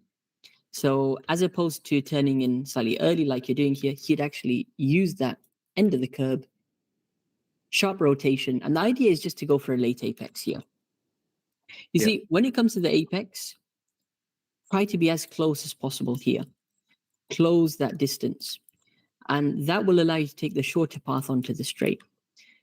At this corner, what I learned is being more conservative on entry will reward a better exit more often than not. Sometimes when you're trying to go too deep in the corner, pushing the limits, you might lock the tires a bit more, and that will destroy your exit speed, especially in these karts. It takes time to build it back up. You'll bog down a lot. And this is the worst corner to bog down at because we're going uphill and we got a long straight. How about this exit curb? Did you try and use any of it? I mean, I didn't see any point of it. I'd probably like get on the red and white, but no further than that. Yeah. A couple of people, they like to ride this, and they'll ride it all the way until here, until the end of the black tire. I found that helps. Just it sort of drags your cart and is weird. It also depends on the time of day and track and things like that. Then you come off the curb, going uphill. You can see the steep ascend over here. Maxing out. No human DRS? I mean, I had so the GoPro mount on me, I had like tons of different little clips on there. And so basically I had scaffolding on my helmet. And so if I tried human DRS, I just knocked the helmet on the wheel. Dude, that's the chin mount. I wouldn't advise it, Talk me through turn 9. What was this? Flat out, lift? What did you experience across the day? I mean, I was lifting and going flat out. I mean, it's probably on and off flat out. I mean, I was when I found myself in a good lap, I'd take it flat out. trying to hug the curb. But I mean, I'm gonna say it about 400 more times. Like a racing driver, I make an excuse. The tires were not it. I mean, I was looking at some laps like Yassine's, and you can see he just goes full lock into every corner. You can't do it with these tires. They're actually really grippy on turning, and then as soon as you get out of the turning and into like kind of apexing and out of the corner, they'll just lose all the grip and bog down. Like the cut will bog down. It's really awkward. They don't handle as to what I've been told they handle like. Gotcha, that makes sense. So I was told the Yassine method, full lock, and then use the grip on the tires. They handle quite well actually, because you remember the 24-hour race, they had a fleet of Milton Keynes and Sandowns carts. So 132, which is what we had in the race, was a Sandown cart. So there was a rumor that, look, the characteristics are going to be different. Sandown has, I think, more right-hand corners, is it? Or left-hand? I don't know what it was. So then the cart will be biased to one side. There was a rumor going around. Yeah, instead of the Yokohamas, they always run. They run. They start with a H. I'm not even going to try to pronounce the name. Yeah. And so they put them on the Sandown carts as well, and not a lot of people like them. So hopefully they change back. Testing. You need to get everyone's opinions and test. So just going back to this corner, I like to use the gantry as a reference again. Just as you go under it, it's a good time to start preparing to turn. And maybe at this tarmac change, where it goes from dark gray to a lighter gray, as you're doing a sharp turn in. The key is don't get on the curb too early, but once you can actually ride this curb, check out some of my laps. I put the full unedited stint. Did you see that video on YouTube? Yeah, I did see that video. I didn't watch it entirely, but I do remember watching it. I was just trying to be aggressive on the exit part, ride the curb. It gave me a lot of grip. To be fair, it was damp conditions in that stint, so we were latching onto the curbs a bit more. Using the exit part of the curb will hook your cart, put it in the right direction to prepare for this short straight. See, this straight before the tight hairpin it comes a lot sooner than you expect. So being on this curb slightly, even on the lip of the curb, will allow you to have that wide entry. Before I tell you the technique I was using through the last hairpin, or this second to last corner, what were you doing in terms of entry, braking? So I lock the brakes, the second tire barrier. That's my braking point. Second tire barrier. So we're going all the way here. Yeah. If you listen, you'll hear that I lock so much the engine cuts out. Wow. So it's one of those. Turning? Kind of the tire that you can see there. I turn in there. Over here. Okay. Yeah. Yeah. And then I just try and just be as aggressive as I can because it's quite a tight corner, so I just want to get the cart rotated and round. And then exit, just use a bit of this, yeah? Mm-hmm. I was doing something very similar, especially on my warm-up sessions. And I was struggling here. I was like, the cart seems to be bogging on exit. I feel I'm carrying too much entry speed. Maybe I'm braking too late as well. Because it's tempting to do, right? At this corner, you're going flat almost through turn 9, the fast left, and now turn 10. You're tempted to brake late. The corner comes at you sooner. This is, trust me, it was a life hack, if I can call it that. Do you see this line on the track? It's just here. It's not clear on the footage. Yeah. But that line, I was told, number one, you should enter it slightly wider, 2 wheels on this rumble strip on the outside. And just at the line or before, so basically where we are now, you start turning in. They said turn in now. And if you freeze frame it, I mean, just look at the distance. That's crazy. What do you mean turn in now? I'll go into the barrier. But the moment you can train yourself, because you can see this line clearly in real life, turn in early, the cart, and it's a sharp early turn, by the way. So the cart will naturally slide a little on entry, which will cause you to drift ever so slightly. But it's the perfect way to hook up the apex here. Yeah. You did it well here, but if you do a slightly earlier turn in, wow, it's almost like you're just getting around there so soon. Do you experiment something like that? Honestly, this was an assessment, so binning it Yeah. and would be it would not be the greatest. So because Yes. Yeah. I mean, because I wanted to drive these karts because yesterday was my final round of like Club 100, so there was like a 4-round experience. Mm-hmm. There's like availability in some of the races, but they're up in the north, so it doesn't look like I won't be able to do them because one of them's a 6-hour drive. So Gotcha. so I wanted to see what these karts are like and having the assessment anyways, just in case I did want to race them, which I'll probably do Sandown. Yeah. Is that your closest? Yeah, track? and also I know a lot of people that race there, so it's Yeah. Exactly. That whatever. always helps. Yeah. So just going back to this corner, turning slightly earlier than you think, and sometimes you don't have to get so close to this curb. You can, as you did over here, but the rumble strip is enough. Last corner is the most interesting. Mhm. As you're doing, try and take the shortest path possible, get as wide to the outside. Are you using any reference here for braking or turning? Braking, there's a kind of a rubbered in line which I kind of used. Yeah, we can sort of see it.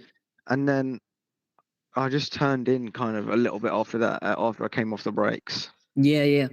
Just like we're seeing on this lap, slightly early, and then you're managing to get there. That's not bad. I was told I was doing the same thing as you were at the beginning. I was told that this pit sign, you can actually take the cart all the way there and then do a sharp late turn. Again, we're preparing for a short straight after this. So the later you turn, later apex we can take. And you can even get onto this curb a little. I don't know if you experimented with... That was one of the things that I did test around with, but I just found like I was wasting my time trying to get there. And then by the time I got out of it, it's quite an early mid apex where I just find myself on that banking on the right, and that's not fun. Gotcha. It just drags you. Yeah. Yeah. No, it's not bad. Did try a bit of human DRS. A bit of human DRS, I was just going to say. That's normal to feel, especially that outside curb. They encourage you not to touch it. So stay off it as much as you can. Here, you just dip a wheel, but you get away with it fine. And yes, shortest path of the line, I'd just say stay to the outside, which is good. 66.1 is very good timing. And you can probably lower that to somewhere in the 65s comfortably. Yeah. So because we had an hour on track, and then so we had like a 5-minute practice, but it was kind of a 30-minute practice. It's kind of a quali. Yeah. And so it was fun to drive them, and also race them. We got a little bit of a rolling start race, but okay. The rules are so different to Club 100, and also the way that they perform. I don't get how people kind of. I mean, I don't get how people kind of like compare them to one another. Like they look like they're similar, but in reality they're so different. And that's what I wanted to know from you, actually. What's better, D-Max or Club 100? Oh, but it's Club 100. Club 100. Club 100. I think Logan agrees. by a long mile, the Club 100 karts, although there has been a lot of disparity recently, especially in their junior fleet. Yeah.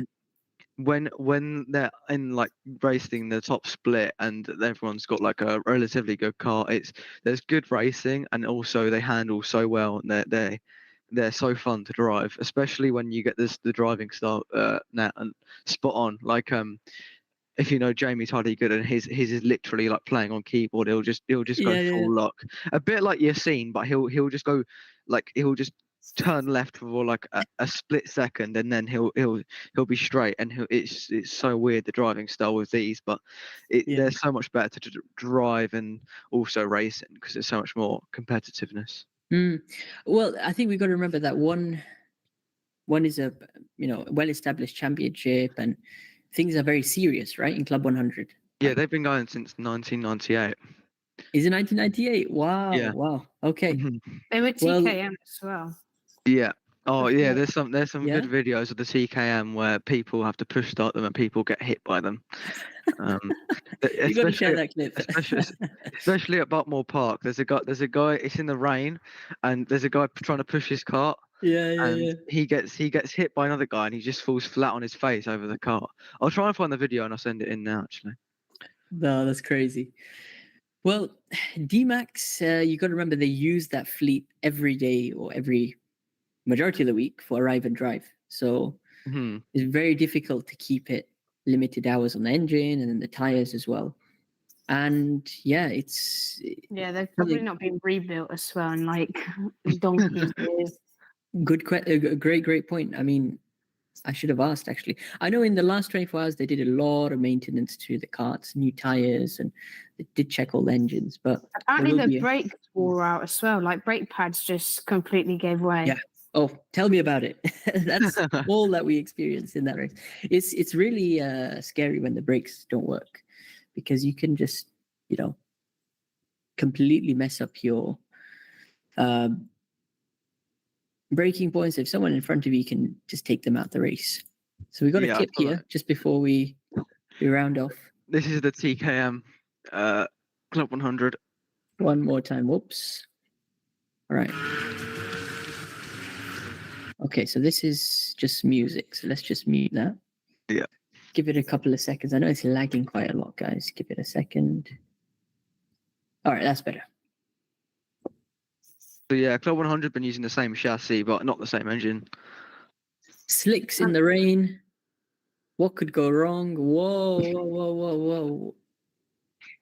That's insane. All right. Whoa, no. Wait, did he get hit? Well, hold on. No, this is where he gets hit.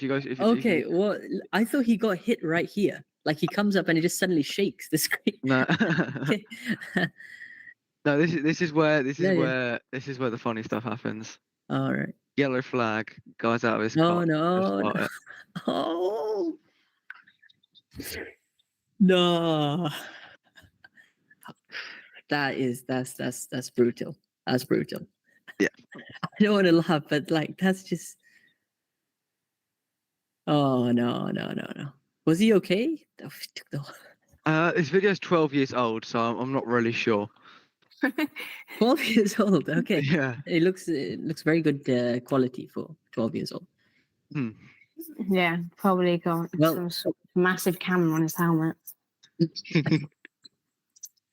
We don't want to see that too many times. And no, that's awesome. Yeah, go for it. Omar, you should come down to the UK and do a Club 100 test day one time. How does that work? How can I do that? So, you need to. So they have like open testing days. So whenever they have a race, usually they have like testing as well. Great. And you can like pay for half an hour and pay for an hour. I think it's £100, like not £100 for half an hour and like £200 for an entire hour. Wow. You know what? Let's just open up the list over here. You should try doing senior sprints, maybe. Senior sprints. Yeah. I am 22. I don't know how the age category works there. Yeah, you'll be fine. What's the weight? There's different weight classes. There's 70 kilos, I think, super lightweights. There's heavyweights, and I think there's other ones as well. I'm not sure. 70 is not bad. Like I struggle to get up to 70. Like I have to eat more to get there. Yeah, they have 14 kilos of ballast that you can add on, so it should be all right. But is that on the posts or on the seat? Yes, it's on post. It's on post. Or seat. Yeah, you can make your own seat and put lead on it. Great. I don't like driving with it on the posts. It just feels the balance gets a bit messed up. Yeah, you want your center of gravity to be as low as possible. So absolutely. If you could share the calendar for Club 100, I'm going to take a look. I think if you could go on their website. On their website, perfect. I'll take a look at that, and I'm definitely gonna try and come down. We'll do some videos, meet you guys as well. So Logan, you drive there. Harry, you do it. Who else did we have? Zhao does it. Zhao, yeah, okay. Yeah. A lot of the Sandown Park guys do it as well, like Yassine. Yes. Henry does it as well. Yeah, he likes to see final. You know Archie Bullard? Yeah, Archie Bullard, yeah. From Milton Keynes. No, Sandown. Well, no, he does both.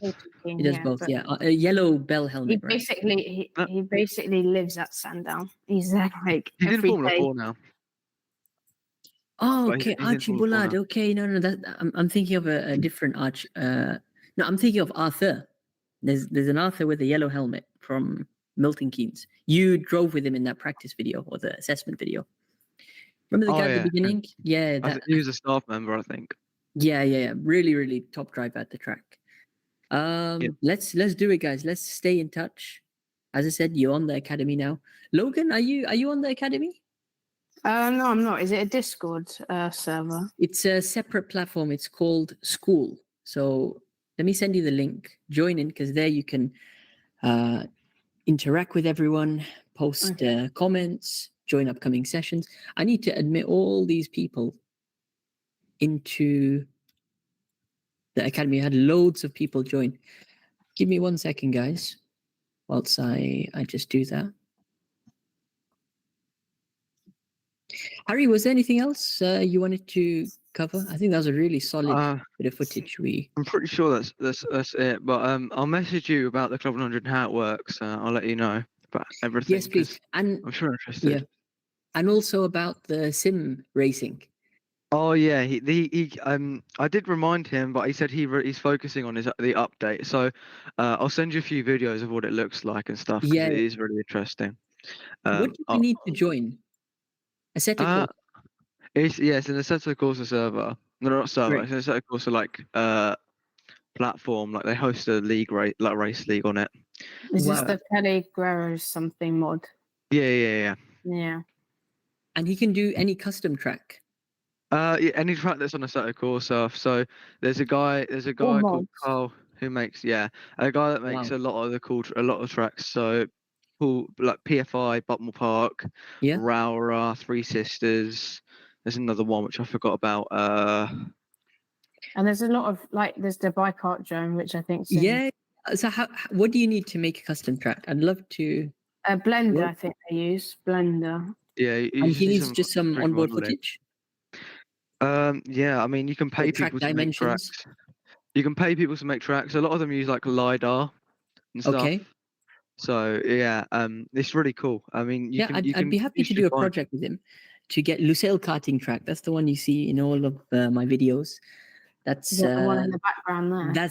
That's the one in the background over here. We have the Middle East Kart Championship on here. We do rental karts, owner karts, and it's a blast. Like if you guys can drive or not. Sorry? Do you race owners or not? Yeah. So I do Rotax Senior Max. I have a Cosmic cart. And then we also have a big rental cart scene here. So we alternate between the two across the year. The season for racing in Qatar is September to May. So you're based in Qatar? That's right. I live here. I started racing here. And the karting scene has really developed. I mean, June, July, August are the hot months. It gets up to 50 degrees. Yeah, I'm not surprised the tires would melt in that. There are some open sessions, but no races and all. It just gets too dangerous to drive in the daytime as well. All the racing we do now is at night. Yeah. But September to May, there'll be the monthly championships for rental and then owners. And end of the year, there'll be the MENA Karting Championship, which is the biggest event in the Middle East. And I'll show you guys a live stream for this year's race. Last year was insane. 162 drivers in all the Rotax categories. So from some of my friends raced there. Really? What's up, Rana? I'm Rami. Is it Rami? Sorry, it shows Rana on your name. I'm using a wrong email. Okay, no worries. Welcome, Rami. Rami, where are you joining us from? Lebanon. Wow, welcome. Have you visited Qatar before for karting? No. Did we meet before? I know a lot of Lebanese drivers and Lebanese tracks. So RPM, Pit Stop. Yeah. What's your track? Pit Stop mostly. Pit Stop, yeah. That's an awesome track. Ravi, your first time joining Track Help, right? Yes. Awesome. As you've probably seen through our format, we do 5 video submissions from any drivers that week, and then we take questions in between as well. Oh, so, you're welcome to join. Do you have any footage or a track map or any questions you wanted to go over? No, I just have some questions. Sure. Just give me one moment. I'm gonna round off with Harry. So Harry, appreciate you joining today and going through your footage. Let's stay in touch for Club 100. Let's stay in touch about this online sim racing league. It seems very, very interesting. I'll send you everything that you need to know later on Instagram, maybe. Would appreciate that. Logan, I'm going to send the sign up link and then I can show you some footage as well. That'd be awesome. I've just put it in the Google chat now. Yep, got it. So just create an account. I'll admit you, and then you can post your stuff there. Follow the instructions. Okay. So would I put login and then just create one? Yeah, create an account, put your own profile photo. Yep, okay. You can go for it from there. Thank you. We're just going to go to the YouTube chat real quick. We had loads of comments today. That's awesome. LB, Fortheus, LH. There's lots of initials over here. No, everyone's just having a nice chat. That's awesome. It's great to see everyone interacting. On Instagram, we were due a message from F1 Lover 95. Don't know if you put it in the chat. No worries. Let's go over to Rami. Rami, you had a few questions? Yes. I did my first race a week ago. Nice. And I qualified last. We had 2 qualifying sessions. And the first one was not counted, where I got a good fast kart. The second, I got a crooked steering wheel, not so fast kart. Mm-hmm. So I started from 6. I went into second. Yep. I did 3 more laps second, and then 1 more lap, a person passed me. On the last lap, I got into an incident. Someone behind, I don't think he braked. Just bashed into the back of me. I had to restart the whole race, and I finished last. So do you have any tips to lower the incidents? Yeah, no, it's a great question. And whilst we chat, I've actually found some footage of pit stops. Is this pit stop? Have we seen the background? Yeah. Amazing. It looks like months ago. Let's let this run in the back. Tell me a bit more about the race format. Is it qualifying race 1, race 2, or how does that work? So the qualifying, it was a short layout. It was not in pit stop. So we did 5 minutes qualifying. Then we had a 6-lap race. So it was not a pit stop, different track. Yeah, it's called GT Karting. I'm not sure if you can find it. I think we might have a video. There's one from 4 years ago. I saw 1 it year out. ago. I saw it up. Yeah, let's just go for that one. I mean, it's an old one, but still, it's fine. Yeah. GT Karting. Is this what I think it is? I've seen photos of this place. I'm sure that is the one. Yeah, it was my first time going there. What a track. Look at the mountains in the back and yeah. Wow. So, yeah, how was the format of the race again? So we had, I think, a 5 or 10 minute qualifying. Okay. And then we got into racing, which was only 6 laps because... 6-lap race, yeah? Yeah. Which doesn't seem too long. That's about 7 minutes? 6 minutes? Yeah. Okay, so it's a short sprint.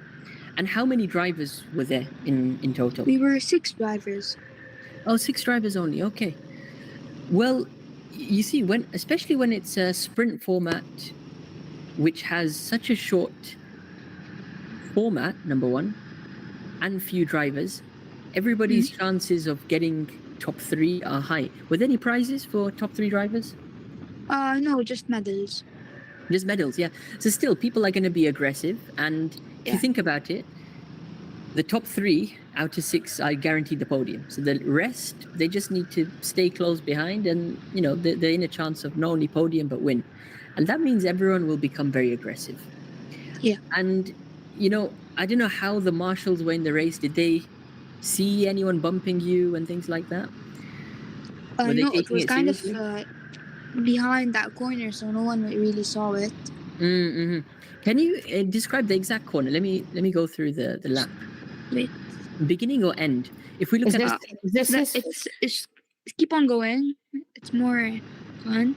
Like after like these 2 corners. Yeah. Pretty sure there's.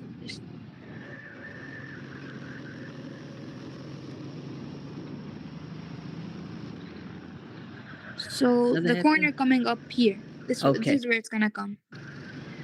So it's a hairpin we're coming to. Yeah. And then what happened here?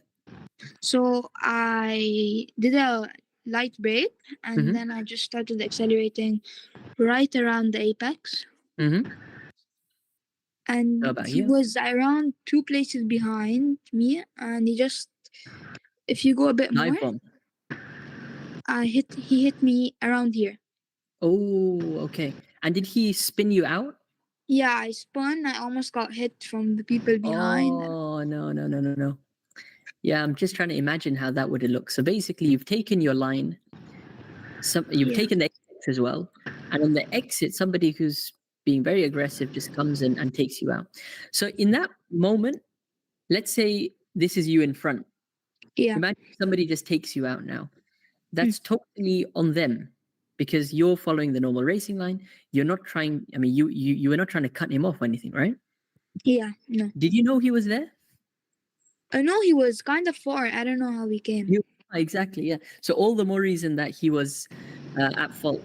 Now, when something like that happens, you know, it's the worst possible scenario for you. You did nothing wrong. Yeah. And you were taken out. The only thing you can hope for is the marshals to penalize him. But your race is pretty much done from there. In terms of doing anything differently, you know, number one, the awareness. I don't know how.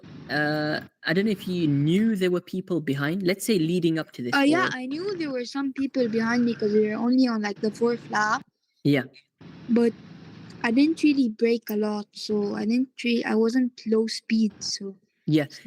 How did you enter this hairpin? Was it wide, middle? So I was from the outside. I did a kind of last minute turn. Okay, so you're taking the normal late apex line, so wide, sharp late turn, and you're going for your line. Okay. Yeah. So what happens is, the moment, I mean, how close were they at this point? So on the entry of the corner, were they close to you, or somebody was close to you, you feel? Kind of close, let's say. Like kind of close, yeah. A court difference. And which lap was this on? I think 3rd, yeah. It was on the 3rd lap. So basically. Oh wait, no, it was on the 4th. On the 4th, yeah. We're coming to the end of the race. Now this is where everyone is going to be really aggressive. And they're going to be sending it, dive bombing you actually. What happens is the moment you leave the door a bit open, even if someone is close behind, they get tempted to send it down the inside or get aggressive on the exit. Yeah. So sometimes at the end of the race, especially when you know these are the deciding laps, I've got to go a bit defensive sometimes. I'm not saying go too tight, maybe even enter the corner from the middle. And what that does is it closes the door for somebody being aggressive. The moment you start going wide, which is absolutely normal, you're entitled to take that line, you're the leader. As I said, it invites people to be aggressive and dive bomb. And in rental carts, we see that every time. You know, you've got this big bumper around you. Everyone feels confident. I'm just going to be aggressive and the bumper will absorb the impact. So it really is about getting more experiences like that. Yeah. And then even if it's going to happen again, let's say the same race happens, you're on lap 4 and they get close behind. Next time, you're just going to go tight and defend a bit more. Yeah. It was kind of weird for me because it was my first race ever. Whoa! So I didn't know. I didn't really know what to do. I know. The main thing is don't lose confidence. Don't get disheartened about that, because as I said, that's something completely out of your control. You were actually innocent there. Normally, the race directors or marshals should take action. Did they take action? Yeah. Did they penalize the driver or something? No. They didn't. Yeah, it's frustrating when that happens. Yeah, because I was already for like more than 3 seconds, so it's probably gonna give him like a 1 second time penalty because it's not it's like a short race. So. Exactly. But next time, I think you can try to learn from that, as I said, and hopefully you will generally get faster. What was your best timing in that race? I didn't see the timings, but I remember my best qualifying time was around 1 minute 5. 1:05. Okay. So the more laps you do, the easier it becomes to memorize the track, right? Yeah. Think about the first time you ever go to the track or the first race you do, you're constantly thinking, oh, okay, there's a hairpin coming, now there's a right-hander coming, now there's a braking point. Should I brake here? Should I lift here? More track time you get, the more confident you'll get in those abilities. Yeah. And then you don't have to think about that too much. Yeah. And start driving more on instinct. So it's good to actually break the track down sector by sector. If we look in the top left-hand side of the screen, it looks like there's 1, 2, 3, 4, 5, 6 corners on this track. And the corners are pretty much hairpins. It's all these U-turns, right? So Mostly. you probably, I don't know how many of my videos you've seen on YouTube, but hairpin turn. Yeah, I've seen a couple. You've seen a couple. Have you seen the one about the hairpin turn? I've seen the one about how to corner. I'm not sure. Yeah, it's similar. It's similar. Generally with a hairpin, if there's a long straight connected or, some decent exit similar to this, what we try to do is go for a sharp late turn, which gives us a late apex. Sharp late turn allows us to brake a bit later as well. The idea is you can go deep into the corner, carry more speed, and then get on the gas early. Be on the gas before the apex of the corner, which will maximize your exit speed onto the straight. And I reckon you can rinse and repeat that. Wide entry, sharp late turn, late apex, get up to the curb. How are the curbs here? Have you managed to get close or touch the curbs? No, because I'm pretty sure they were slippery because a guy tried them and he slipped all over. Yeah, so you're finding the limits there. What you can do then is just go until about the white line. The white line. That's what I was trying to do, but it was hard because. Yeah. What was hard? It was kind of hard to stay close there because there was a lot of pressure. I know, in a race, when you're trying to think about the line, then there's people behind you, and it gets hectic. What you should do then is slow it down. You see, whether you're in front or behind, think about, let's say we're coming to this high-speed hairpin turn, right? Yeah. Going downhill, loads of speed. Let's say you're even the leader over here, and there's 5 guys behind you, all chasing. I agree, there's lots of pressure from the psychological view. Is somebody going to dive bomb me or something? When you're the leader, you can dictate the pace. And if anybody bumps you, that's going to be their responsibility. Normally, people don't just bump you like that. What I'd advise is coming into this hairpin, think about how quickly can I exit the corner? And when you want to go for a fast exit, especially in rental carts, you need to sacrifice a bit of time on entry. So you see this curb on the right side? Yeah. Do you use that to help you with braking? Like, do you say I'm going to brake halfway on the curb or at the end of it? Where do you currently brake? So now that I'm thinking, like a half and a bit. Half and a bit. Okay, so about here. But the carts were kind of slow for a junior. So yeah. Oh, it's different. I was going to say these are adult carts. Yeah. The idea is anyway, brake early, slow the cart down quickly, get on the gas as soon as possible.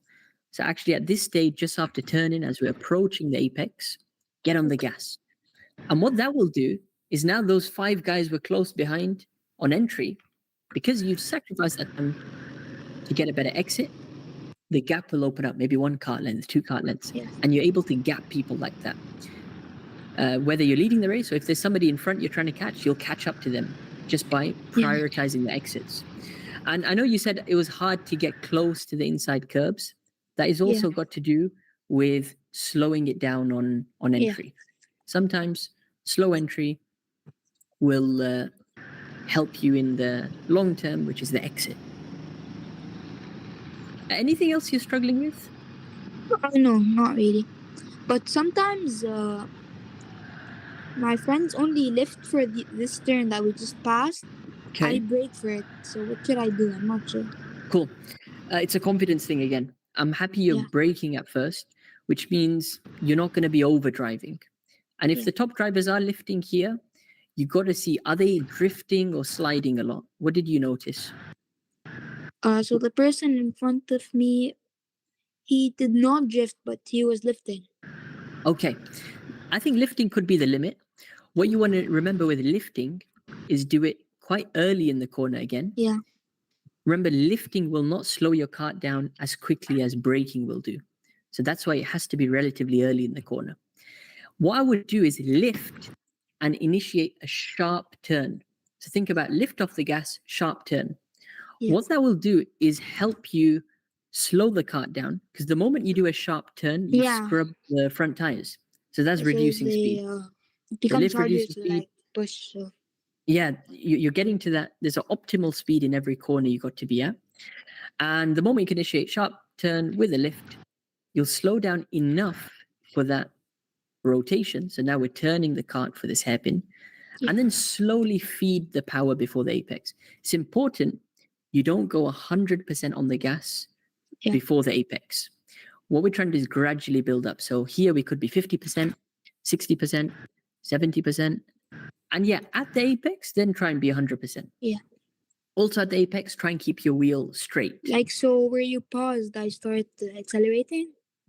I would start accelerating before that. So let's say lift, sharp turn, I'm turning now. Now start accelerating. See that? Okay. But how much are we going to be on the accelerator over here? Like 75? Yeah, play around with it. Okay. It might even be 50%. Yeah. Then over here, you increase to 60%, 70, 80, 90, and then 100. The way you got to feel it is, am I sliding? So the moment we go after the apex, we're going to go after the apex now over here. If over here, your steering wheel is in opposite, your counter steering, that means you're carrying too much speed. You've gone beyond the limit of grip. Yeah. Remember, each corner has that optimal limit of grip. So it's about having a sharp initial turn in, no problem.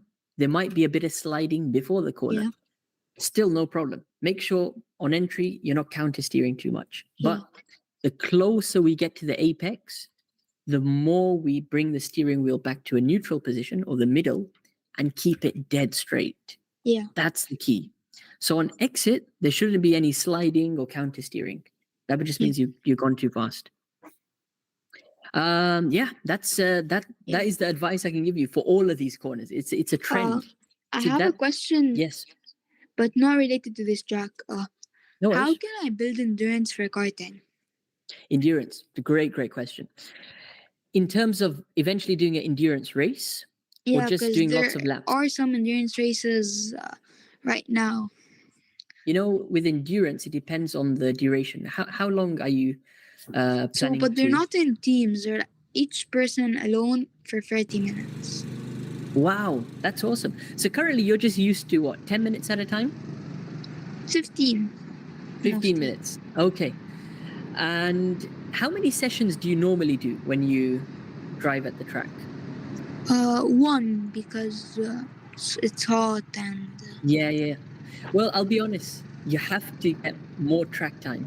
So what I would advise you to do, I know it's difficult with the heat and things, but force yourself to do 2 sessions. Yeah, but now I've been karting way more than before the race. So I think now I can do better. How many sessions are you doing these days? Now each day I'm doing a 15. Each day, 15-minute sessions. Each day 15 minutes? No, like one day yes, one day no. So on and off, basically. Yeah. That's really good. I like how you've got a regular schedule. Let's say Sunday you go, Tuesday you'll go, Thursday, maybe Saturday again, right? Like that. What I would prefer you do, rather than doing one 15-minute session, why don't you try and do 2 or even 3 sessions in one day and then have a bigger break to the next time you go karting? You see, you've established a foundation. So I know I can last 15 minutes in the car without getting tired. So we need to add more pressure and more physical exertion. So we need to do a back-to-back session, so another 15-minute session that same day. And even to push yourself, do another 15-minute session. So you're doing 45 minutes. Yeah. Start with that, and then eventually reduce the gap between the sessions. So you want to get to a stage where either the track allow you to drive for half an hour, 45 minutes straight, or you do 15 minutes, you quickly substitute into the new cart, you start the session, and then you quickly finish that session, get the new cart, drive again. So what you do with that is you build stamina, as you were saying. The best way to build stamina. But I have another question. Go for it. So if I'm also sim racing, let's say for an hour each day, and if I can't really make it to the track on that day, do I just do more sim racing and it'll help? Sim racing definitely helps build consistency. You got to think of sim racing as having unlimited track time.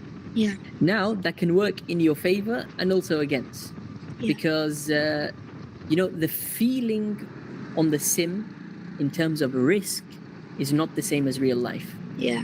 So if you do a 1 hour karting session, physically there's more exertion, which means you're going to maybe have a lapse in concentration, maybe your arms become weak, and then you're struggling to keep the car on track. Yeah, that has happened to me. Yeah, in sim racing, a similar thing might happen where you get tired, but then the risk aspect isn't there, where if you crash the car or something, you can just restart. And mentally, that's at the back of your mind, right? I don't need to pay for the damage, or I'm not going to get hurt if I crash. So in terms of the intensity of that, it is different. However, depends on what setup you got. What wheel do you use in sim racing? Just the normal wheel, no force Logitech? feedback. No, I'm not sure. I forgot the brand name. So it's just a simple setup, yeah? Yeah. Honestly, if you have a basic setup, it'll help you.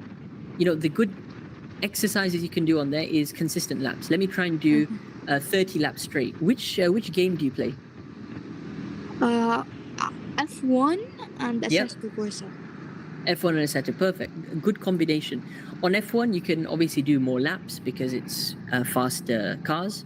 Assetto Corsa is then more car handling oriented, so that it will handle differently. And usually when I'm on the sim, what I do is I do, let's say, five lap races on F1. Like, let's do 4 of them. Yeah. And then I do a bunch of practice on Assetto. That's awesome. Keep it up, Rami. When did you join the academy? I think a couple of days ago. That's excellent. So as I said, we got this weekly discussion, and feel free to join in. Okay. Ask some questions. If you have anything about your track map, be sure to put that, and then interact on the community page where you can ask questions and get other drivers' feedback as well. That's the most important thing. And if I have footage, I send it there? Yeah. So at the end of, at the beginning of each week, are you able to open the academy page now? If you just open the page. Sure. Do I share my screen? No, it's fine. I can guide you. So are you on the academy page now? Yeah, now. And you see the pinned comments is track help session on 4th of August, 24. If you click on that, you'll see there's a description. So, hey guys, next session is on this day, this time. Here's the link. And then everyone who replied to that comment puts a YouTube link. So Yusuf put a YouTube link, Joel put a YouTube link, Harry put one, Muhammad put one. So put yours as well. And then we'll review. As I said, we're going to only do the first 5 each week, but there's plenty of time. We're doing these every week, so nobody's going to miss out. Thank you for your time. Any other questions before you head out? Oh, no, thanks. It's been a pleasure, Rami, and we're going to move on to the next driver. You can feel free to stick around as well. Guys, we've got Logan, we've got Hassan, we've got Stevie. Stevie, you got a question? Yeah. Question about trail braking. Is the sim racing preferential to trail braking? Will it teach me how to trail brake? I think a lot easier than threshold braking. if you try threshold brake, the hard brake, getting the rear to step out is very difficult on a sim. The sim does favor a trail brake, so it's a lot easier to practice. So I can practice it. Yeah. Thank you very much. Hassan, you got a question? Welcome, Hassan. Yeah. Welcome back. Thank you. How have you been? Didn't go that well last week because my card was basically very bad. The problem was that my speeder basically, I think I had about 10 centimeters of acceleration on the pedal. Yeah. So I could basically it worked more like a button, if it makes sense, than an actual accelerator pedal, if it makes sense. Okay. So expand on that. So basically, the wire that's my English is very bad. No. It's technical terms, racing terms. Yeah, exactly. We'll get an idea. So if you imagine you have your pedal, normally as soon as you start pressing it, it responds.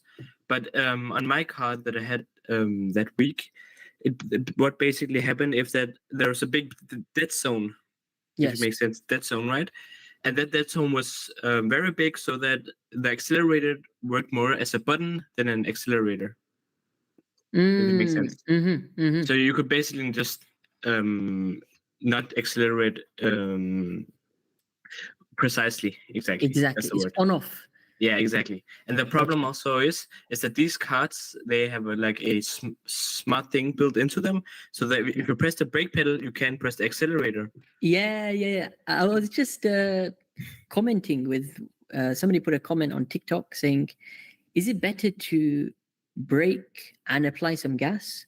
And I told him nowadays the carts restrict you. They cut the gas off as soon as you put the brakes. So it doesn't make a difference. Older carts from maybe like 20 years ago, even 15 years back, you could do that. Yeah. And then obviously it'll have some effect on the engine, but it's rental carts at the end of the day. So you let the track deal with that. But no. I think that's how they learned that the engines were just going so quickly that we got to solve this. So all the modern carts, you'll hear it, right? As soon as you put the brake, there's like this backfire noise actually.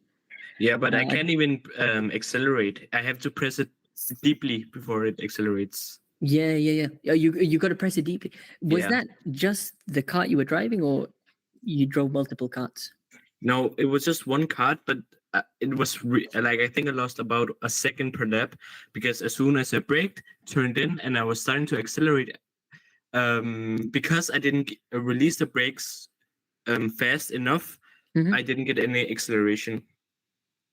Okay. But in the other cart, as soon as I release it, the power will come back faster, if it makes sense, because there's no dead zone. Does it make sense? Yeah. You know, are these the same ones you drove from last time we reviewed footage, the remote carts? Yeah, it's the same one. It will vary cart to cart, because you weren't having this problem last time, right? No. Yeah. What you should do is note down the cart number, and then basically avoid it. Report it. Well, I'd report it to the mechanics. They can have a look at it. Yeah. They normally take these things seriously, and they'll make sure that for the next time it's not cutting out, or it's not performing like it was. Yeah, but I have had some other problems with other carts, and I've said it to them, but they don't really care that much on this track. Like, I've had some seating problems where I take the seat forward, but as soon as I brake, the seat goes backwards. So there you go. That's a typical issue you get with rental carts again. They will be unpredictable. Yeah, I get that a lot in these electric carts. So it was annoying because you're out on track, you're comfortable with your position, and suddenly you can't reach the pedals, or it's too far in front. So is there a certain lever or a way to pull and push the seat? Yeah, you basically just it's under the steering wheel, and you just pull it and take your seat forward, and then you take it down. But sometimes it's hard to tell if it's actually 100% on. Okay. But can you adjust it when you're on track? You think it's quite easy if you just pull the lever and then? No, not really. It's not easy. You really have to be precise. So if you're not going all the way back or all the way forward, it's really hard to adjust it to the correct position. Found in the karts I drive, we have the Birrell N35. They have a very easy lever which you can pull, and during the on-track session, you're able to adjust it if you obviously have the technique. Yeah. So that way, even if it moves on track, you can just lift off the gas, quickly adjust your position, pull the lever, and get back to it. Otherwise, it does impact you for the session. Yeah. And obviously, they'll affect the timings and your confidence and different things like that. It just becomes awkward to drive. Yeah. But today was actually much better. I was way more competitive in my driving, and I feel way more confident. Yeah, that's awesome. Look, I saw we got some new submissions. So Hassan, you put some footage. Logan, you put some footage, right? Yep. Guys, we're coming up to our time limit. It's nearly 12 o'clock over here. So we're going to have to call a wrap for today's session. Okay. However, in next week's session, you guys will be the first two that we'll review, okay?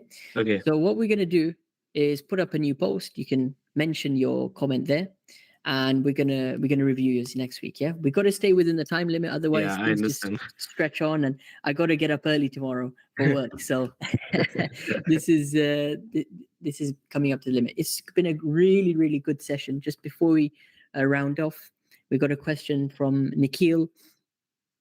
He asked, how do you turn with rental karts when there's so much understeer that a kart doesn't do anything while braking on a wet doesn't do anything while braking on a wet track or when it's raining? Yeah, really, really good question, Nikhil. Whenever it rains, you've got slick tires, and that will cause huge amounts of understeer. Think about using the outside part of the track when you're driving in the rain. Where the rubber's not being laid. That's it. The rubbery parts, the normal racing line, becomes slippery. And I'm just going to bring up a quick example before we round off. Any other things, Logan, you want to add whilst I pull up? No, just kind of backing your statement up.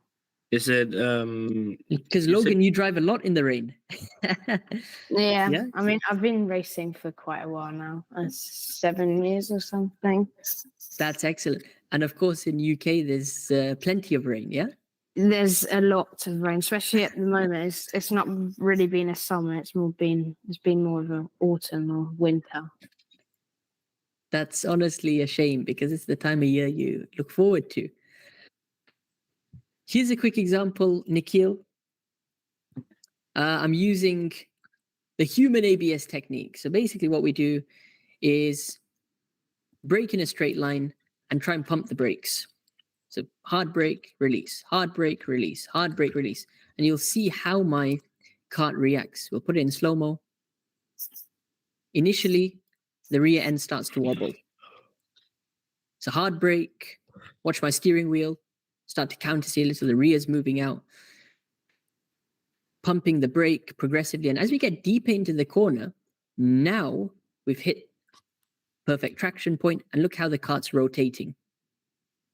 And it's on that outside part of the track, which is what we want to be. What happens is if you try to brake progressively in one motion, the grip obviously doesn't come on the kart, and you'll end up going in a straight line, understeering, as you said, into those black barriers there. Try pumping the brakes. I reckon that's going to help you out. And let us know how that goes, Nikhil. Any final question, guys, before we round off today? Is it what kind of sim race is it that you were talking about earlier? Yeah, it's a league on Assetto Corsa somebody set up, and they're running regular races there on real life tracks that they mod. So it's a really cool concept. Do you play Assetto Corsa? Yeah, I do. Yeah, I have a standard wheel, it's just a G29 with a Formula wheel mod attached to it. So, but I've planned on buying a Fanatec and building a whole rig. Yeah, I've got a Fanatec. You got a Fanatec, awesome. Yeah, I've got the Fanatec. They're a good purchase. It depends what bundle you go with. It also depends how you like. Yeah, I You was- could go with a load cell, which obviously gives you better trail braking and just better Yeah. precision overall. Or you can go with one of the cheaper options, but then it's kind of like it'll be similar to your Logitech. Yeah. pedal. I've also modded the Logitech pedal so it's a little bit stiffer. Yeah, that will always make it better. Yeah, but my plan is to buy the one with the GT3 wheel and with load cell pedals and That's 8 probably the newton-meters. exact same one I've got. How about you, Omar? What do you got? I started on Logitech, went to Thrustmaster, and then gave up on sim racing. I did a lot of F1 and then Gran Turismo, and I sold that Thrustmaster rig and said, I'm done for sim racing for now. But with the new games coming out, and then obviously these kart simulators which are coming in, you can do your tracks. That's the plan to make the comeback, just to have something to practice away from the track. Yeah. Guys, it's been an absolute pleasure today. It's been an awesome session. Thanks to everyone who joined. And it was nice to stream it on YouTube and then on Instagram for the first time today. We've got loads of engagement on Instagram. That's going to be a regular thing. Let's see if we can add TikTok to this. That's going to be the next challenge. Yeah, The academy is really growing, which is awesome. We got lots of new members join. And as I said, the idea of this is a chance for you guys to interact with each other. If you got any footage you want to share, can put it on every week. We'll have a chat about it and help each other out. Yeah, we got lots of experienced drivers joining now. So anyone who has questions in the community page, be sure to help them out, put your comment down and get things going like that. Until next week, guys, at 6 p.m. GMT, we will catch up then. Yeah. See you. Take care. See you then. for your time. Take care, guys. Good night. Good night.